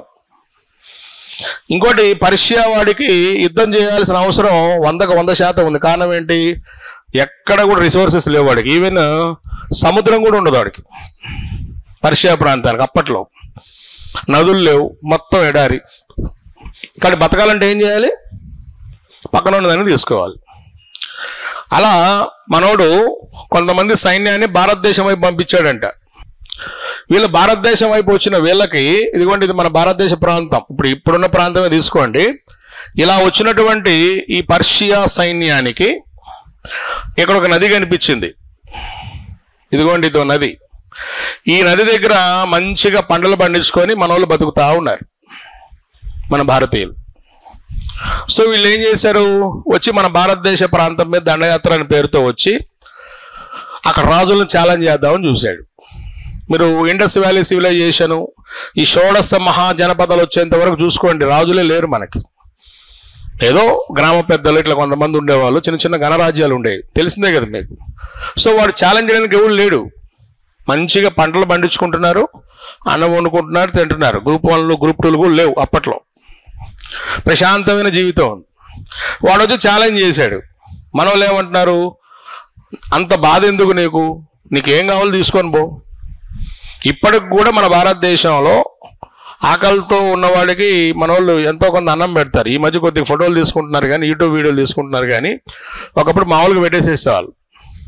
అతిథి దేవో భవ అనే ఒక సూత్రం ఉండేది. వీడు ఎంతో అగ్రెసివ్గా భారతదేశంలోకి ఎంటర్ అయితే మన వాళ్ళు అన్నం తిన్నావా ఇట్లాంటి అడుగుతున్నారు. అన్నం తినిపోవచ్చు కదా, మంచిగా ఉండు, గొడవలు ఎందుకు తమ్ముడు, ఇట్లా చెప్తున్నారు. ఈరోజు కూడా ఇండియా గురించి మీరు చూసుకోండి. మొన్న యుద్ధం జరిగినప్పుడు కూడా ఫస్ట్ స్ట్రైక్ ఎవరిది? పాకిస్తాన్దే. సెకండ్ అటాక్ ఎవరిది? భారతదేశం. మనమైనా అంతే. ఇప్పుడు మీ ఇంట్లో ఎవరైనా ఏడ్చుకుంటూ మీ తమ్ముడు వచ్చి అన్నా నన్ను వాడు కొట్టాడన్నా అంటే నువ్వు వెంటనే పోవు, ముందెవడు కొట్టాడు అని అడుగుతావు. వాడే కొట్టాడన్నా, ఇంతకు నువ్వేమన్నావు? అది పిరికితనం అర్థం కాదు, రెస్పెక్ట్ అర్థం కాదు. ముందైతే మనం పోం. అది భారతదేశం మనకి రక్తంలో నేర్పించింది. అది ఇక్కడ కూడా జరిగింది. అదే వీడికి తిక్కలేసి వెనక్కి వెళ్ళిపోయినాడు. వెనక్కి వెళ్ళి మహారాజా మేము ఒక ప్రాంతాన్ని చూసాం, ఈ ప్రాంతము హిందూ అనే నది ఒడ్డున ఉందని చెప్పారు వాళ్ళకి. యాక్చువల్లీ ఈ నది పేరు సింధు. మన తప్పే ఉందండి. పర్షియా భాషలో ఎస్ ఎలా పలికారు వాళ్ళు? హెచ్ అని పలికారు. అంటే పలకడం అంటే వాళ్ళు సింధుని హిందూ అని పలికారు. They pronounced Sindhu as Hindu. గుర్తుపెట్టుకోండి, సింధు అనేది ఏంటి సార్ అంటే సంస్కృత భాషా పదం. దీని వెనక ఒక దేవుడు ఉన్నాడు, మీకు తెలుసో లేదో, చంద్రుడు. చంద్రుడిని మనం హిందూ అంటాం. సోమవారానికి కూడా మరొక పేరేంటమ్మా? హిందూవారం. ఆదివారానికి కూడా మరొక పేరేంటి? రవివారం. అంటే గ్రహాలతోనే పేర్లునే మనకి. రవివారము, హిందూవారము, ఆ తర్వాత మంగళవారము, బుధవారము, గురువారము, శుక్రవారము, శనివారము. ఎన్ని గ్రహాలు? ఒక్కొక్క గ్రహానికి ఒక్కొక్క వారం ఇచ్చినాం మనం. ఓకే, అంటే మన పురాణాల ప్రకారం అది. అందుకని మీరు గమనించండి, ఉత్తరాదిన మహమ్మద్ గజని దండయాత్ర చేసినటువంటి, మహమ్మద్ గోరి దండయాత్ర చేసినటువంటి దేవాలయాల పేరేంటి? సోమనాథ దేవాలయము. సోమనాథుడు ఎవరు? చంద్రుడు పూజించినాడు. సోముడు అంటే ఎవరు? చంద్రుడే, శివుడే. చంద్రుడు శివుడిని పూజించాడు, అందరికి ఆదిదేవుడు ఆయనే. అట్లా వీళ్ళు ఏం చేశారు సార్ అంటే సింధు అనే పేరు తీసుకున్నారు. ఆ సింధు అనే పేరుని వాడేం చేశాడు? హిందూ. అక్కడ హిందూ అనే నది ఉంది. ఆ నది దగ్గర హిందువులు ఉన్నారు. ఎవరు? హిందూస్ ఉన్నారు. వాళ్ళున్న ప్రాంతం ఏంటి? హిందుస్థాన్. చాలా మంచోళ్ళు, ఎటువంటి గొడవ పడే వ్యక్తులు కాదు. మన ప్రాంతానికి ఒక పేరుంది, మెలుహా, బ్లాక్ హెడ్ సివిలైజేషన్, నల్ల తలల నాగరికత అంటాం. మన భారతదేశము మిగతా దేశాలతో ఎక్కడ డిఫర్ అవుతారంటే మనిషి ఎలా అయినా ఉండని తల మాత్రం నలుపు రంగులో ఉంటుంది. నల్ల తల దేశం మంది, నల్ల తలల దేశం. తర్వాత అందగత్తెల దేశం రకరకాలు పిలిచారు. కానీ మెలుహా మన ప్రాంతంలో ఉన్నటువంటి కొన్ని ప్రత్యేకమైన అంశాలు వేరే చోట కనిపించవు. ఆ ప్రత్యేకత ఇదే అనుకోవచ్చు. తర్వాత భారత్లోకి గుహ అనే శాస్త్రవేత్త చెప్పినట్లుగా చరిత్రకారుడు 6 రకాల తెగలు వచ్చి కూర్చున్నాయి. నీగ్రిటోసు, ప్రోటోఆస్ట్రాయిడ్స్, నార్డిక్స్, ఆరియన్స్, కాకసాయిడ్స్, బ్రాకిసెఫలాస్, మంగోలాయిడ్స్, ఇలా రకరకాల వ్యక్తులు వచ్చేసారు. ఇప్పుడంతా ఇది మిక్సర్ బ్యాచ్. ఇది ఒకప్పుడు అట్లా కాదు, ఫ్రెష్ ఉండేవాళ్ళు. ఇప్పుడు మనం ఉన్నాం, మనం ఏ తెగ తెలుసా మీకు? మనల్ని ప్రోటోఆస్ట్రాయిడ్స్ అంటారు. ఎక్కడ ఉంటాం మనం? ఇదిగోండి ఈ సరౌండింగ్స్లో ఉంటాం. కొద్దిగా మెడిటేరియన్ పీపుల్కి దగ్గరలో ఉంటాం. అంత తెలుపు ఉండం, అంత నలుపు ఉండం. ముక్కు అంత సప్పిడిగా ఉండదు, అంత పొడుగు ఉండదు. అంత హైట్ ఉన్నాం, అంత పొట్టు ఉన్నాం. క్లారిటీ ఉండదు తెలుసా మన తెగ మీద. కానీ తమిళనాడుకి పో, పర్ఫెక్ట్ క్లారిటీ ఉంటుంది. దబ్బ పెదాలు, నల్లని దేహము, బాణ పొట్ట, ఓకే, కంటి కింద మడత. కొద్దిగా ముసలి అయితే చూడొచ్చు మీరు. ఎవరు వాళ్ళు? ఇక్కడ వాళ్ళు కాదు, నీగ్రిటోస్. అండమాన్స్కి వెళ్తే ఇంక పర్ఫెక్ట్ నీగ్రిటోస్ కనిపిస్తారు. రింగులు తిరిగిన జుట్టు. మన జుట్టు ఏంది మనకే అర్థం కాదు. అదే మీరు అరుణాచల్ ప్రదేశ్ వెళ్ళండి, వాళ్ళని మంగోలాయిడ్స్ అంటాం. ఐ న్యాప్, కంటి కింద మడత ఉంటుంది వాళ్ళకి. మన కనీసం 20 ఏళ్ళ మంది అయితే కానీ రాదు అది. కానీ వాళ్ళకి పుట్టుకతోనే మడత ఉంటుంది. కొద్దిగా నవ్వితే కళ్ళు మూసకపోతాయి, బుగ్గ మీద చొట్టు ఉంటుంది. ఆ ముఖం కూడా ఇట్టుంటుంది వాళ్ళ ముఖం, వెరైటీగా చూసుకోవచ్చు మీరు. పసుపచ్చని దేహం, సిల్కీ హెయిర్. మీకు వస్తాయి ఆ ఫీచర్స్ అని మనం చదవాలి. ఇంకోటి మీకు పొరపాటున సోషియాలజీ సిలబస్ పెడితే నేను చెప్పాల్సిన అవసరం లేదు, అవన్నీ చదువుకోవాలి మీరు. సమాజం, వివాహం, తెగ, కుటుంబం, నానా గడ్డి ఎంత ఉంటుంది ఆడ. వాళ్ళందరూ వచ్చి మనకు పెట్టిన పేరు. మీరు ఎప్పుడైనా ఫారిన్ మూవీస్ కానీ ఫారినర్స్ని చూడండి, ఒకడికన్నా సక్కంగా ఉంటుంది తల రంగు, రకరకాల రంగుల్లో ఉంటుంది. మన అట్టగా మిక్స్డ్ కలర్స్ ఉన్నప్పటికీ తల మాత్రం బ్లాక్. అందుకని వాడు పెట్టుకున్న పేరేంటి? Black head civilization, that is Hindustan. చాలామంది ఇది కానీ మనం చదవకపోతే దాని ఏం హిందుస్థాన్ మనకి గివెన్ బై ముస్లిమ్స్ అనుకుంటారు, ఇస్లాం అనుకుంటారు. ఈ రోజున ఈ స్థాన్ అనే పేరుతో విపరీతమైన ముస్లిం దేశాలు ఉన్నాయి. కిర్గిజిస్తాన్, కజకిస్తాన్, తుర్కమిస్తాన్, ఆఫ్ఘనిస్తాన్, పాకిస్తాన్, ఇట్లా. కానీ ఇస్లాం మతంకు సంబంధించినటువంటి ఉనికి 622 AD. గుర్తుపెట్టుకో, AD ఇంపార్టెంట్, క్రీస్తు శకం. కానీ దీని ప్రస్తావన ఎప్పుడు? 560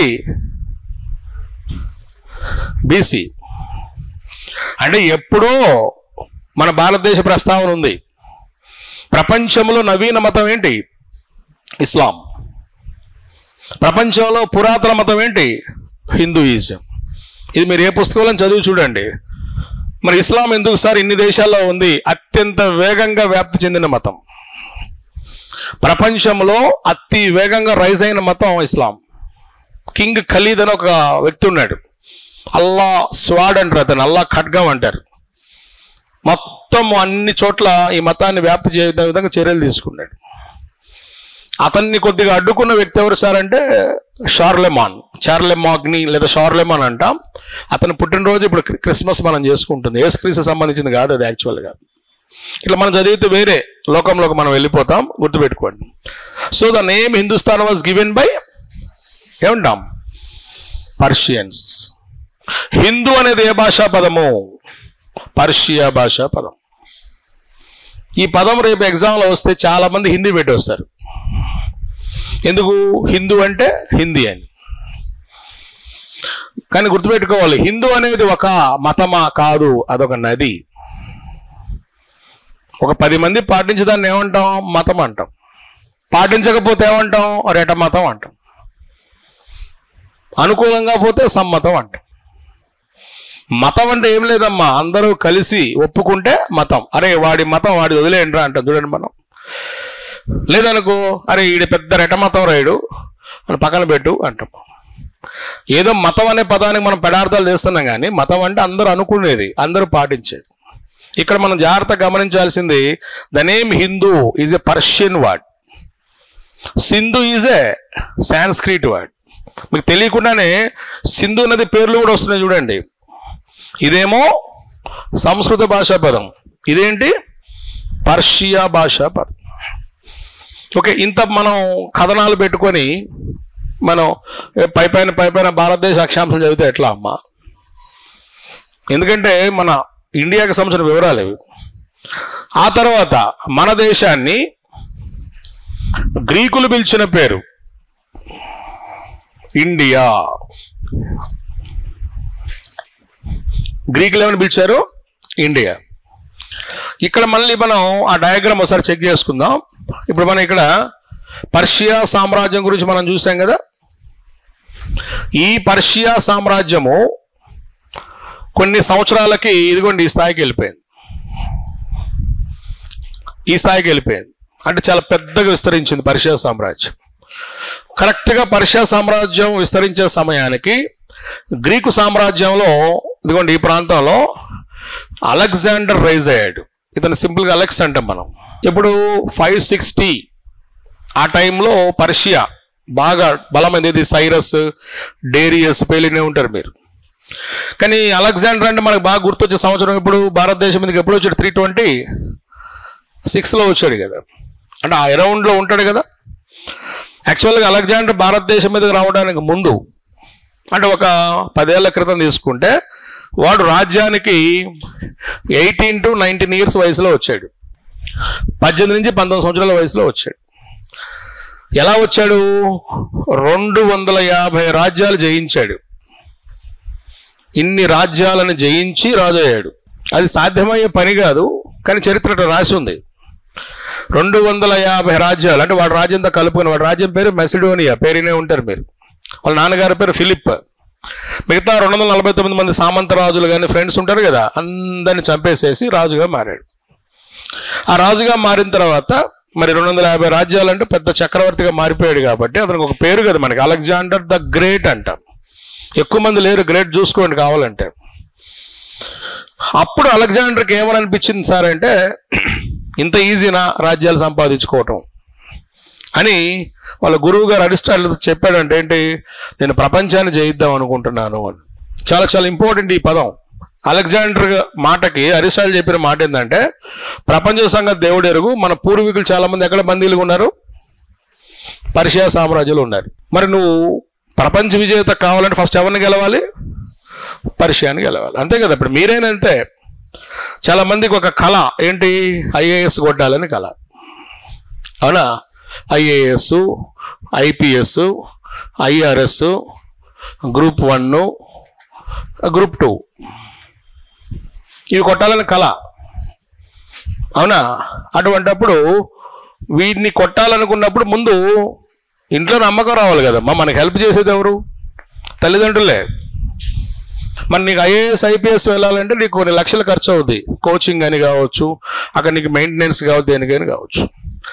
నేను డైరెక్ట్గా మమ్మీ ఐఏఎస్ పోతా అంటే అందరి ఇళ్ళలో అయితే పంపించరు, తెలుగు సినిమాలు పంపిస్తారేమో కానీ మామూలుగా అయితే పంపించరు. కాబట్టి ముందు వాళ్ళ మీద వాళ్ళకు ఒక నమ్మకం కలిగించాలి. చిన్న ఉద్యోగం కూడా కొట్టాలి, గ్రూప్ 2నో ఎస్జిటినో ఏదో చిన్న ఉద్యోగం కొడితే మీ మీద నమ్మకం వచ్చిందనుకోండి, డబ్బులు పెడతారు, అవునా. ఇంట్లో వాళ్ళు మా ఇంట్లో అయితే అట్లనే జరిగింది. నేను పెద్ద ఉద్యోగం కొడతానంటే నోరు మూసుకొని కానిస్టేబుల్ రాసుకో, అది గ్రూప్స్ పడింది అది రాసుకో అంటారు. ఇక్కడ దాకా పంపించాలంటే మీరు హైదరాబాద్లో ఇప్పుడు దీనికి ఫీజులు ఎంత ఉన్నాయి, 2 లక్షలు ఉంది. ఓన్లీ ఫీజు 2 లక్షలు ఉంది. కొద్ది బేరం ఆడుకుని 1,50,000 1,60,000 వస్తావు కానీ వచ్చినట్టు ఐఏఎస్ అయిపోతావా? కావుగా ఒక 2 సంవత్సరాలు 3 సంవత్సరాలు కష్టపడాలి. సంవత్సరానికి వచ్చి 1 లక్ష ఖర్చు చేసుకున్నా 3 ఏళ్ళకి ఎంత అవుద్ది, 3 లక్షలు ప్లస్ ఫీజు ఒక 2 లక్షలు 5 లక్షలు, ఇంకొక 1 లక్ష మిస్లైనస్ పెట్టుకున్నా ఒక 6 లక్షలు కావాలి. ఎవడిస్తాడు నీకు 6 లక్షలు? 6 లక్షల సంగతి దేవుడు ఎరుగు. ముందు నేను ఎవడు నమ్ముతాడు? అరిస్టాటిల్ చెప్పినట్టు మన ఇంట్లో కూడా మన డాడీ చెప్తాడు. అందుకని ముందు పోయి గ్రూప్ 2 రాసి రాపో అని చెప్పుంటారు మీకు, పోయి రాపో అని. ఇక్కడికి వచ్చి మనం వర్కౌట్ చేస్తాం. ఇది వాస్తవం. ఇది కొన్ని కుటుంబాల్లో డైరెక్ట్గా ఐఏఎస్ పోయేవాళ్ళు ఉన్నారేమో కానీ, ఏది ఢిల్లీ కోచింగ్ పోయేవాళ్ళు ఉన్నారేమో కానీ, చాలామంది అయితే ఇక్కడి నుంచి ట్రై చేస్తారు వాళ్ళ జర్నీ. ఇదేంటి గ్రూప్ 2నే కాదు, కొంతమంది హోంగార్డ్స్ ప్రిపేర్ అయ్యే ఉన్నారు, కొంతమంది విఆర్ఏ పోలీస్ కానిస్టేబుల్ ప్రిపేర్ అయ్యే వాళ్ళు ఉన్నారు, అవునా కదా. ఈ మాట అలెగ్జాండర్ మనసులో పెట్టుకొని ఇదిగోండి ఈ పర్షియా సామ్రాజ్యం మీద దండయాత్ర చేశాడు. ఇది ఒక సినిమా ఉంది, కావాలంటే చెక్ చేసుకోండి, మూవీ దొరుకుతుంది యూట్యూబ్లో మీకు. సినిమా పేరు అలెగ్జాండర్. పర్షియా సామ్రాజ్యం మొత్తం జయించి గురువు గారు చెప్పిన మాటలు గుర్తొస్తాయి, ముందుకెళ్ళమన్నాడు అని. ఈలోపు ఇక్కడ ఉన్నటువంటి రాజు డేరియస్ అనే రాజు, 3వ డేరియస్, ఇతను భారతదేశం వైపు పారిపోతాడు. వాడిని తరుముకుంటూ అలెగ్జాండరు భారతదేశం వైపు, ఇప్పుడు మీరు ఒకప్పుడు ఇది భారతదేశం అన్నా కానీ ఇప్పుడు అనడానికి లేదు, ఆఫ్ఘనిస్తాన్ హిందూకుష్ పర్వతాలు పేరున్నారు కదమ్మా, ఆ పర్వతాల్లో మనవాడిని దొరకపుచ్చుకొని చంపేస్తాడు. చంపేసిన తర్వాత తలెత్తి చూస్తే ఎక్కడున్నాడు, భారతదేశ సరిహద్దులో ఉన్నాడు. అప్పట్లో జయించాము మొత్తాన్ని అంటే గుర్తయింది, సముద్రం తాకాలి. సముద్రం దాకా వెళ్తే ప్రపంచాన్ని జయించినట్టు. ఇప్పుడు మనకి గౌతమిపుత్ర శాతకర్ణి ఉన్నాడు, మీకు హిస్టరీలో వచ్చి ఉంటుంది. ఆయనకున్న పేరేంటి, త్రిసముద్రతోయ పీతవాహన. తన గుర్రానికి 3 సముద్రాల సరిహద్దులో ఉన్నటువంటి నీరు తాగించాడు అని. అంటే బలవంతంగా తాగించాడని కాదు, గుర్రాన్ని ఆడికి దేశపోయాడని, అంటే ఆ ప్రాంతాన్ని జయించాడని. సో అలెగ్జాండర్ కూడా ఉంటుందిగా ఆ డిజైర్. ఆ డిజైర్లో భాగంగా మనోడు ఏం చేశాడు, యాజ్ యూజువల్ భారత్లోకి ఎంటర్ అయిపోయాడు. ఇక్కడ సేమ్ ఇతనికి కూడా ఏనది, సింధు నది ఎదురైంది. అలెగ్జాండర్ ఇట్లా వచ్చాడు, సింధు నది ఎదురైంది.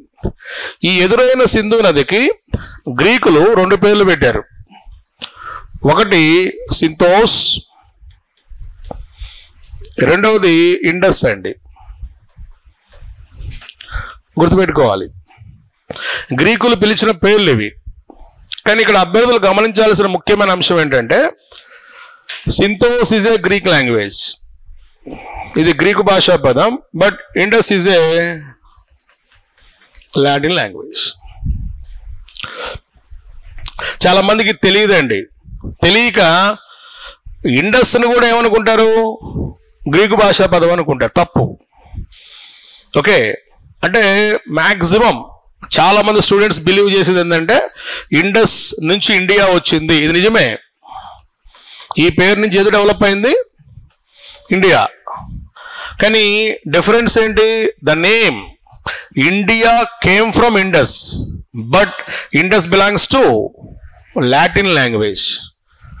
గుర్తుపెట్టుకోవాలి. అదేంటి సార్ అంటే, ఇప్పుడు ఈ రోజున మనం గమనించండి, ఎంత తెలుగు మాట్లాడినా మధ్య మధ్యలో ఇంగ్లీష్ పదాలు దొరుకుతుంటాయి. ఎందుకు? అదొక ప్యాషన్, ఇంగ్లీష్ మాట్లాడాలి అదొక ప్యాషన్.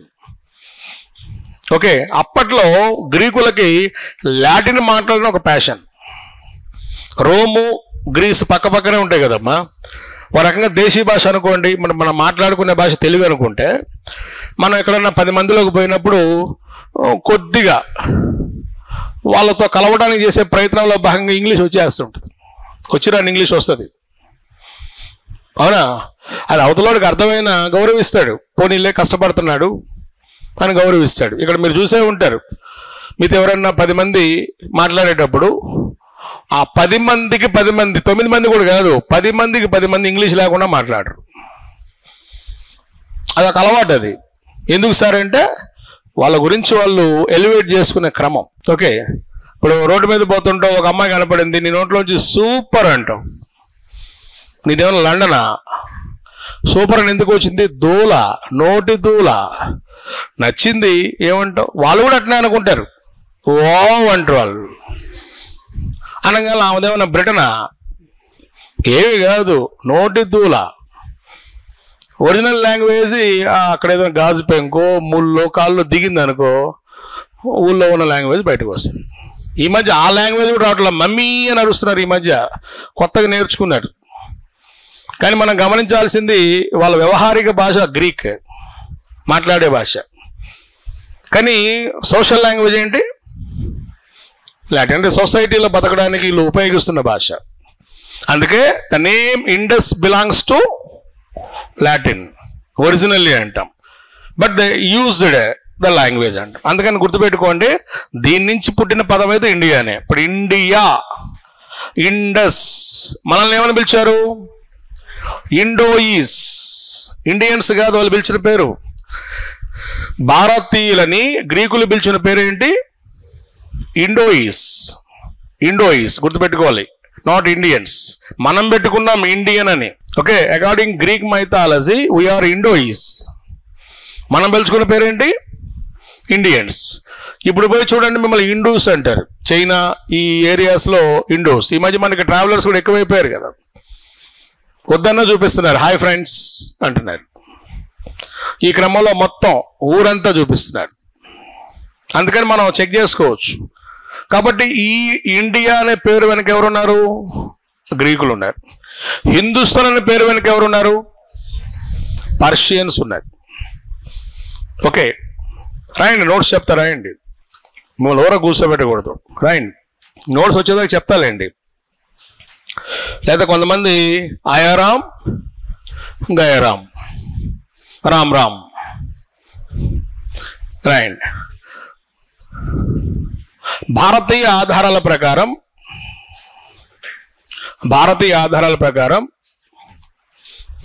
మన దేశాన్ని పిలిచిన పేర్లు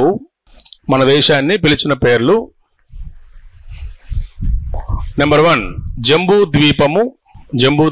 నెంబర్ 2 భారతవర్షము. According domestic evidences, our India called with 2 names.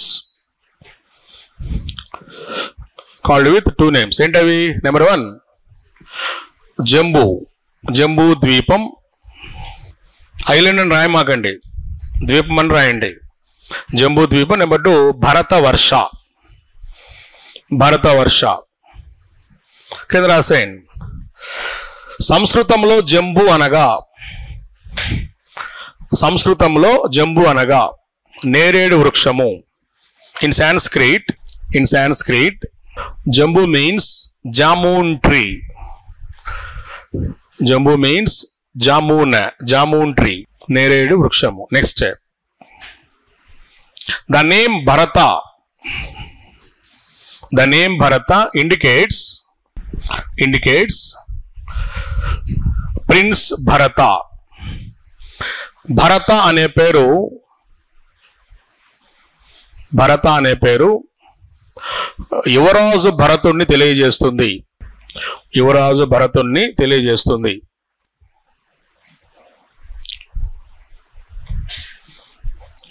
Next విదేశీ ఆధారాల ప్రకారం మన దేశాన్ని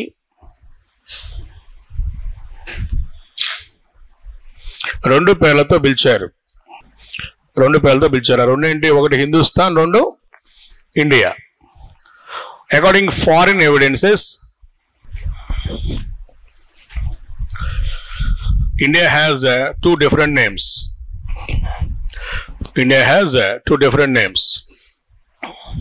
Number one, Hindustan. Number two, India. Next, Hindustan అనే పేరును ఇచ్చిన వ్యక్తులు ఎవరండి? కొంతమంది ఎందుకు సైలెంట్గా ఉన్నారు? పర్షియన్స్. దోషులు తినొచ్చినట్టుంది, మత్తుగా నిద్రపోతున్నారు. Persians. The name Hindustan was given by Persians. Persia భాషలో సింధు నదిని హిందూ అని పిలిచారు. The name Hindustan given by Persians. Persia భాషలో సింధు నదిని ఏమని పిలిచారు? Hindu. In Persian language Sindhu called as Hindu. కింద రాసేయండి. Sindhu is a Sanskrit word. Sindhu సంస్కృత భాషా పదము.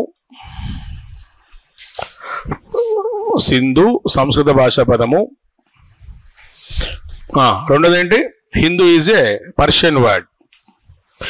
హిందూ పర్షియా భాషా పదము.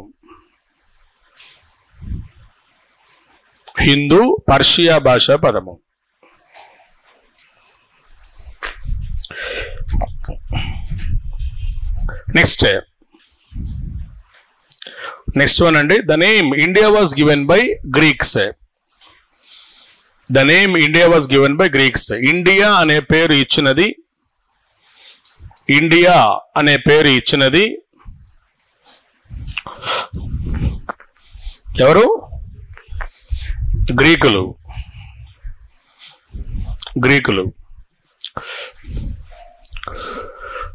సింధు నదిని రెండు పేర్లతో పిలిచారు.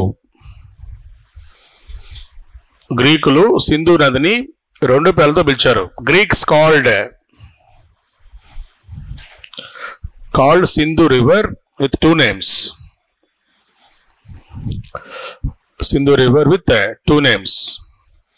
రెండు పేర్లతో పిలిచారు. రాసేయండి. 1, 2. ఏంటిది ఒకటోది? అదే ఏంటది? సింథోస్.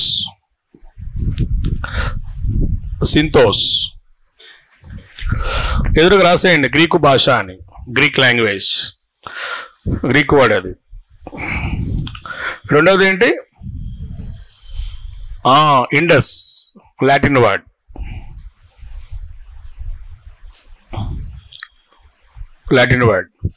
ఇండస్ వద్ద ఉన్న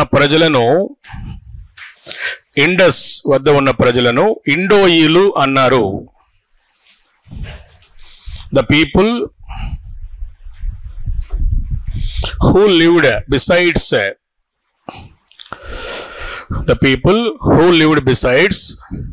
Indus River called as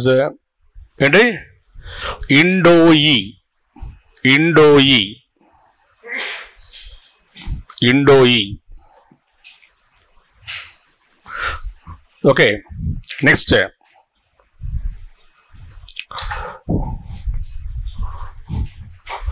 వర్తకం ఆధారంగా, అకార్డింగ్ టు ట్రేడ్, వర్తకం ఆధారంగా మన దేశానికి క్రింది పేర్లు ఉన్నాయి. According to trade, India has following names. భారతదేశంతో చాలా మంది బిజినెస్ చేశారు కదా. వర్తకం ఆధారంగా మన దేశానికి క్రింది పేర్లు ఉన్నాయి. అవి ఇక్కడ రాసేసుకోండి. నెంబర్ 1 తియాన్జు. తియాన్జు.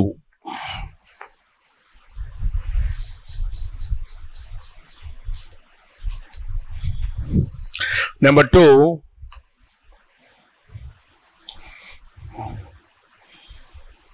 ఏంటది? తెన్జీకు. తెన్జీకు.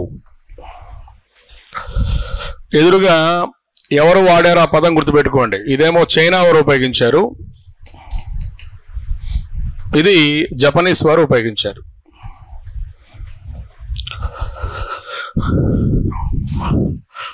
చైనా తియాన్జు, జపనీస్ ఏంటి? తెన్జీకు. తెన్జీకు. ఓకే, కింద రాసేయండి. పై రెండు పదాలకు అర్థము heaven centre of the world. The meaning of above words heaven centre of the world. తెలుగేం రాయొద్దు, ఇది ఇంగ్లీష్లో రాసుకోండి. The meaning of above words heaven centre of the world. అంటే స్వర్గానికి ఏంటి? ఒక కేంద్ర బిందువు లాంటిదంట. అంటే ప్రపంచంలో స్వర్గం అంటూ ఉంటే ఆ స్వర్గం ఎక్కడుందంట? భారతదేశంలో. ఏంటి? రిగార్డింగ్ ఏంటి? ట్రేడ్. ఈరోజు యూట్యూబర్లు చూడండి, కోట్లు సంపాదించుకుంటున్నారు. దేనివల్ల? వర్తకం. హాయ్ ఫ్రెండ్స్ అంటారు, మీరు వల్ల పడిపోతారు, మాట్లాడుతూ ఉంటారు, ఉండి బెట్టింగ్ యాప్స్ చూపిస్తారు. అవునా? కొద్దిగా మీరు మేనేజ్ చేయండి అంటారు. ఇంకా లేడీస్ అయితే ఆ చీర కొనుక్కోండి, ఆ దుప్పటి కొనుక్కోండి అని ఇల్లు కొనేసేసుకుంటారు. మీరు ట్రెండింగ్ యాప్స్ ఏదైనా ఓపెన్ చేసి చూసుకోండి యూట్యూబ్లో, మ్యాక్సిమం వాళ్ళు చేసే బతుకిదే. అవునా? ఫ్రిడ్జ్ కూడా వదిలిపెట్టరు. పొరపాటున కాలు జారి పడినా అవుట్. ఆ రోజు వీడియో వస్తుంది, ఒక సాడ్ మ్యూజిక్ ఒకటి వేసి నా కాలు ఇరిగింది ఫ్రెండ్స్ అని. ఆ హాస్పిటల్ డబ్బులన్నీ ఆ వీడియోలో వచ్చేస్తాయి. ఎందుకు? అంత జనాభా ఉంది మన భారతదేశంలో, విపరీతంగా కొంటాం మనం. పిపిపి మీకు ఎకనమీలో వస్తుంది, పర్చేసింగ్ పవర్ ప్యారిటీ అంటాం. కొనుగోలు శక్తి. ప్రపంచంలో కొనుగోలు శక్తి ఎక్కువగా ఉన్న దేశం భారతదేశం. మనలో విపరీతంగా ఉంటారు. కాకపోతే దానికి ఏం చేయాలి సార్ అంటే, తక్కువ రేటు ఉంటే చాలు. తక్కువ రేటు ఉండాలి, రిటర్న్ పాలసీ ఉండాలి, కొనేసుకుంటారు. గ్యారెంటీ ఇవ్వకపోయినా కానీ ఏం కాదు. చైనా వాడు అంత అట్నే బతుకుతున్నాడు. ఇప్పుడు కాదు ఈ బతుకు, మన మీద పడి బతికే వాళ్ళు ఎప్పటి నుంచో సిల్క్ రూట్ పేరున్నారు కదమ్మా, పట్టు. ఆ రూట్ మీద ఆధారపడి ఇద్దరు బతికారు అప్పట్లో. ఏ ఊరైనా పోయి చూడండి, మన భారతదేశంలో ఎక్కడికైనా పోండి, మామూలుగా అడుగుతారు, తమ్ముడు ఏ ఊరమ్మ మీదని అడుగుతారు అంతే. ఇంకా తర్వాత నీ పాస్పోర్ట్ది, నీ ఫోటోది మ్యాచ్ కాలేదు ఏందని అడగరు. వేరే దేశం పోయి చూడు, అడిగి లోపలేస్తారు. ఒక్క భారతదేశంలో మాత్రమే ఎవడైనా కనపడి వాడు ఏ రంగులో ఉన్న మనకి ఎందుకు కొడతాడేమో అని వెళ్ళిపోతారు. కానీ వేరే దేశాల్లో కనిపిస్తే ఏం చేస్తారు? అటకాయ ఇస్తారు, కూర్చోబెడతారు, ఒక జటకాయ ఇస్తారు. అవునా? పాస్పోర్ట్ అన్ని అడుగుతారు, లోపల పెడతారు. ఈ మధ్య కదా నరేంద్ర మోడీ వచ్చిన తర్వాత ఎతుకుతున్నారు, ఏ ఊరు మీద అడుగుతున్నారు, ఐడెంటిటీ అడుగుతున్నారు. దీన్నే కార్డన్ సెర్చ్ అంటాం మనం. ఈ సెర్చ్లు కొడతామంటే చూస్తున్నారు కదా రోజుకి ఎంతమంది దొరుకుతున్నారు బయట వాళ్ళు. ఏంటి సార్ అంటే ఇది మళ్ళీ మనం నోట్స్ రాసుకుంటాం. భారతీయ పౌరసత్వ చట్టం 1955 రాసుకుంటాం. 5 నుంచి 11 ఆర్టికల్స్ల పౌరసత్వం గురించి చెప్తారని రాసుకుంటాం, కానీ మనం పట్టించుకోం. అందుకే ఈ బిట్లు వచ్చినాయి. క్రింద రాసుకోండి. In Malaysian language Bharat means Bharat means west side. Malaysia భాషలో భారత్ అనగా పశ్చిమ దిక్కు. భారత్ అనగా పశ్చిమ దిక్కు. In Malaysian language Bharat means west side. Bharat means west side. కాబట్టి మంది కాదు. మలేషియా భాష అంటే మలయ లాంగ్వేజ్. కాబట్టి ఒకటి గుర్తుపెట్టుకోవాలి, మన ఇండియన్ పాయింట్ ఆఫ్ వ్యూ చూసుకోవడం కాదు. భారతదేశం ఇప్పుడే కాదు, ఎప్పటి నుంచో ఏంటి వివిధ ప్రాంతాలకి ఒక వాణిజ్య కేంద్రం. ఈరోజు కూడా భారతదేశంలో ఎక్కువ మంది ఎవరున్నారు? బిలో మిడిల్ క్లాస్, మధ్యతరగతి, దిగువ మధ్యతరగతి. వీళ్ళందరినీ టార్గెట్ చేస్తా విపరీతమైన బిజినెస్లు ఉంటాయి, చూసుకోండి మీరు. వాళ్ళందరూ కోట్లు అంటే తప్పు, ఇంకా కోటాను కోట్లు సంపాదించుకుంటున్నారంటే బికాజ్ ఆఫ్ ఇండియన్ మెంటాలిటీ. అది ఇప్పటిది కాదు, ఇది ఎప్పటికీ మారదు కూడా. అందుకే భారతదేశం అంటే ఒక మంచి సహృదయం కలిగిన దేశం. ఎవరినైనా గుండెల్లో పెట్టుకుంటారు. కాకపోతే కొద్దిగా కామెంట్లో తిడతారు, అవి ఇగ్నోర్ చేసే చాలు. చూడొచ్చు మీరు, అమ్మ నా బూతులు ఉంటాయి కామెంట్లో, కానీ వ్యూస్ మాత్రం 1 మిలియన్ ఉంటాయి. వాడికి కావాల్సింది ఏంటి? ఆ అరగంట వీడియోని 1 మిలియన్ మంది చూస్తే చాలు, డబ్బులు వస్తాయి. బూతులతో అడిగేం పని? అవునా? ఇది ఒక పెద్ద స్ట్రాటజీ అయిపోయింది. మనం చూస్తే ఇక్కడే తెలుస్తుంది మనకి. సో విదేశీ ఆధారాలు, ఒకటేమో ఇన్విటేషన్ అంటున్నాయి, అంటే దండయాత్ర వల్ల వచ్చిన పేరు ఇది. హిందుస్థాన్, ఇండియా, ఈ వర్తకం. ఇంతకీ what are the authentic names of India? భారతదేశం యొక్క అధికారికమైన పేర్లు ఏంటమ్మా? రాయండి. ప్రస్తుతం మన దేశాన్ని అధికారికంగా పిలుస్తున్న పేర్లు the authentic names of India, లేదా authentic names of our country అని పెట్టండి. ప్రస్తుతం మన దేశాన్ని అధికారికంగా పిలుస్తున్న పేర్లు authentic names of our countries. మహిళలు చెప్పండి.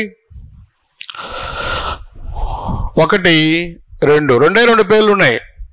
నెంబర్ 1 ఏంటి? ఇండియా. నెంబర్ 2 ఏంటి? భారత్. హిందీలో అయితే ఏమో భారత్ అని రాస్తుంటాం, ఇంగ్లీష్లో అయితే ఇండియా అని రాస్తాం. ప్రొసీడింగ్ లాంగ్వేజ్ ఇవి. ఇప్పుడు మీకు ఎక్కువగా హిందీలో మనకి ఎక్కడైనా చూసుకోండి భారత్ భారత్ భారత్ అంటుంటాం.